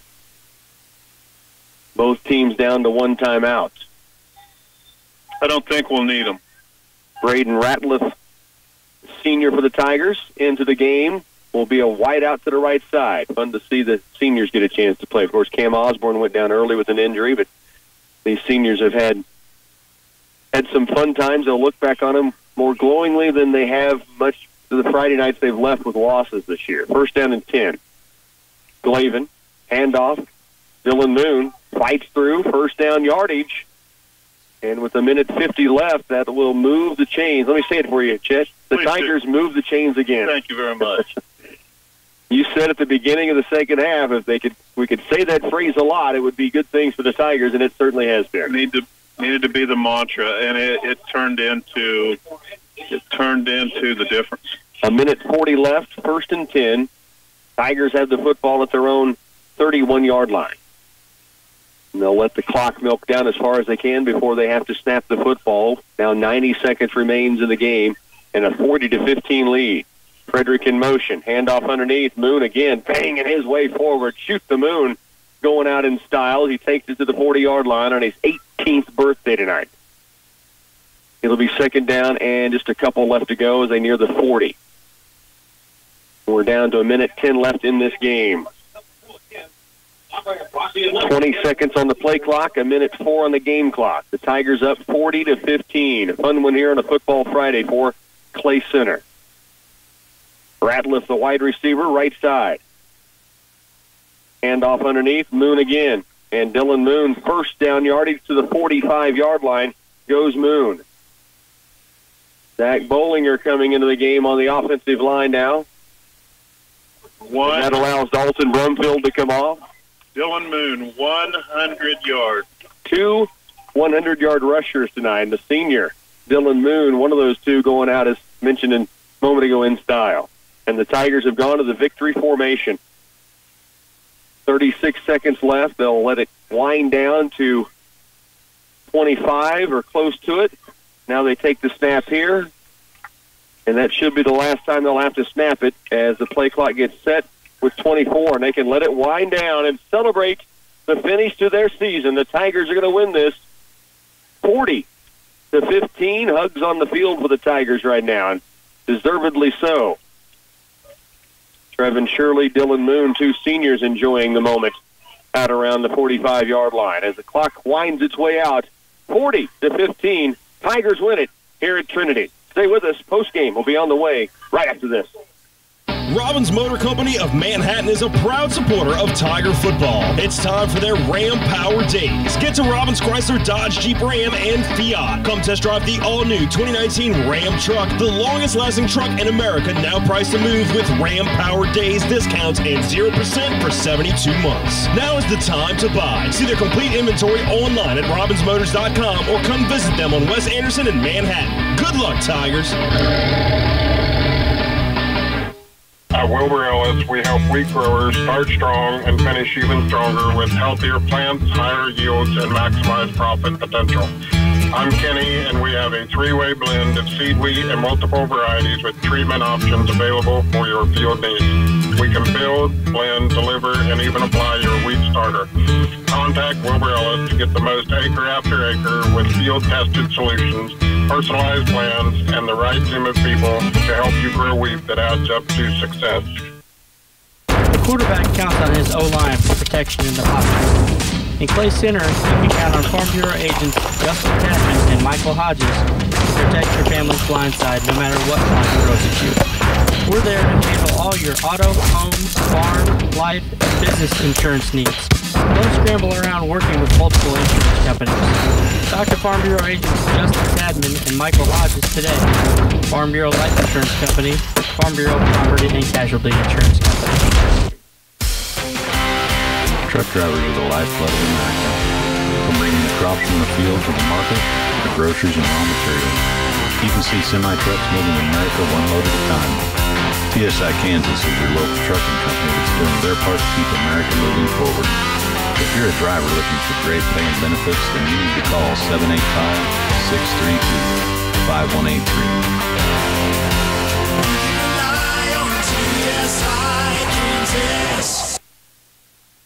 Back again at Trinity Academy in Wichita, the Clay Center Tigers, 40-15 is your final here as they get it going and really put this thing away in the second half, up 16-7 at halftime. Remember, trailed 7-0 after an 8-minute, 45-second drive by Trinity to start the game on the opening kickoff. Tigers answered, led 16-7 at halftime, and really came out and gave them a big dose of their offensive line and a running game that 6 what per play, Z? Ended up with 6.5 per play. Wow. Most of it on the ground. They did pass it a few times, but they just came out and dominated the second half. Yeah, and they put it together. They got some things figured out. It was a fun football game, and we clicked on all cylinders, and everybody participated, and not just did that, everybody contributed. Right. You know, either on either side of the ball or both, or on special teams, and this game had just a little bit of everything in it. Tigers win 40-15. Z, let's look at the numbers for the Tigers. Impressive tonight. Yeah, it was impressive. Ended up with 361 yards of total offense. Wow. And it is split pretty evenly on the ground. Mullen led the way with 101, another 100 for Moon. 68 for Ferguson, and 48 for Glavin. That is tremendous balance, and all on the ground right there. Then, of course, you had touchdown runs from Cooper Glavin. He broke the seal. He broke it on a 31-yard run. He had a quarterback keep after Mullen had kind of set him up down on second and goal. His second touchdown run. You had the touchdown catch by Trevin Shirley. Gunny Mullen took in a couple, one from 11, one from 25, adding to his totals. And how many two-point conversion tries did we have? Guys? 5 for 5. 5 for 5. They made all 5 two-point conversion plays. Most of those on the ground. Mullen had a couple, Moon had a couple, and the one pass caught by Tanner DeMars for a two-point conversion. Fun night. Tigers needed a night not just to get a win, but to play well and then get better as the game goes along, and then to have that feel-good feel about football leaving tonight. Yeah, I mean, you knew you were either going to have a 2-7 or a 1-8 season, but this sends you into the rest of the year and the next part of this next year on a lot different note. Without a doubt, yeah. And as you said, a lot of people contributing on this football Friday night. Congratulations to the Tiger seniors. Really happy to see them get a chance to go out of here in the style that they get to do so. Some of these guys didn't get to play a lot. Reed Knitter injured most of the season. Yeah. Cam Osborne injured early in the season. Braden Ratliff came back out for football again. That's really awesome to see those things happen. I know the coaches are excited to see him want to be back out here, got on the field tonight. And then you look at the guys, Luke Koppas, who fought through injuries all year long. I mean, I don't think people can understand the pain he was playing through during this season. You look at Dalton Brumfield up front on the front row, and Trevin Shirley and Braden Dorman. The groundskeeper steps in tonight at center and plays the entire night as your starting center. And we had no fumbled snaps, by the way, at all. And we ran the ball really well. We did. Through the middle. And those guys defending as well. So congratulations to those seniors getting a chance to go out on such a sweet taste on this football Friday evening. Pictures, they're doing pictures. Yeah, they're all together right there. It's fun to see the seniors here tonight getting those pictures taken. And Dylan Moon, of course, was the huge night tonight. You've got to kind of wrap up with what he was able to accomplish on his final night. We said going out in style and on his 18th birthday to go for 100 yards and see this team get it done tonight. Fun stuff. Absolutely. I had fun at every turn. The only thing this game didn't have was a field goal. I mean, and a safety. It had everything else. And it was just a fun night of football, a beautiful facility, and fun experience. Chet from Huntsville, Alabama, through Dallas, through all parts in between. Thanks for making the road trip as always. And my pleasure. Getting back here, Z puts in a full day of work and then heads to pick you up and head on down to Wichita. Thanks for the work this season from you guys. I say this often. I don't think people know it enough. You guys don't do this for anything really other than being able to follow the Clay Center Tigers, and it's much appreciated, not just by me, but I know by the community as well. And our thanks to our studio engineer, Bernie Fancella. Tigers win it tonight 40-15. Tomorrow, don't forget, there is cross-country reports that'll start at 10 a.m. from both Lawrence and Wamego. Good luck to all those in the KCLY community competing. This is Rocky Downing telling you to enjoy the rest of your Football Friday.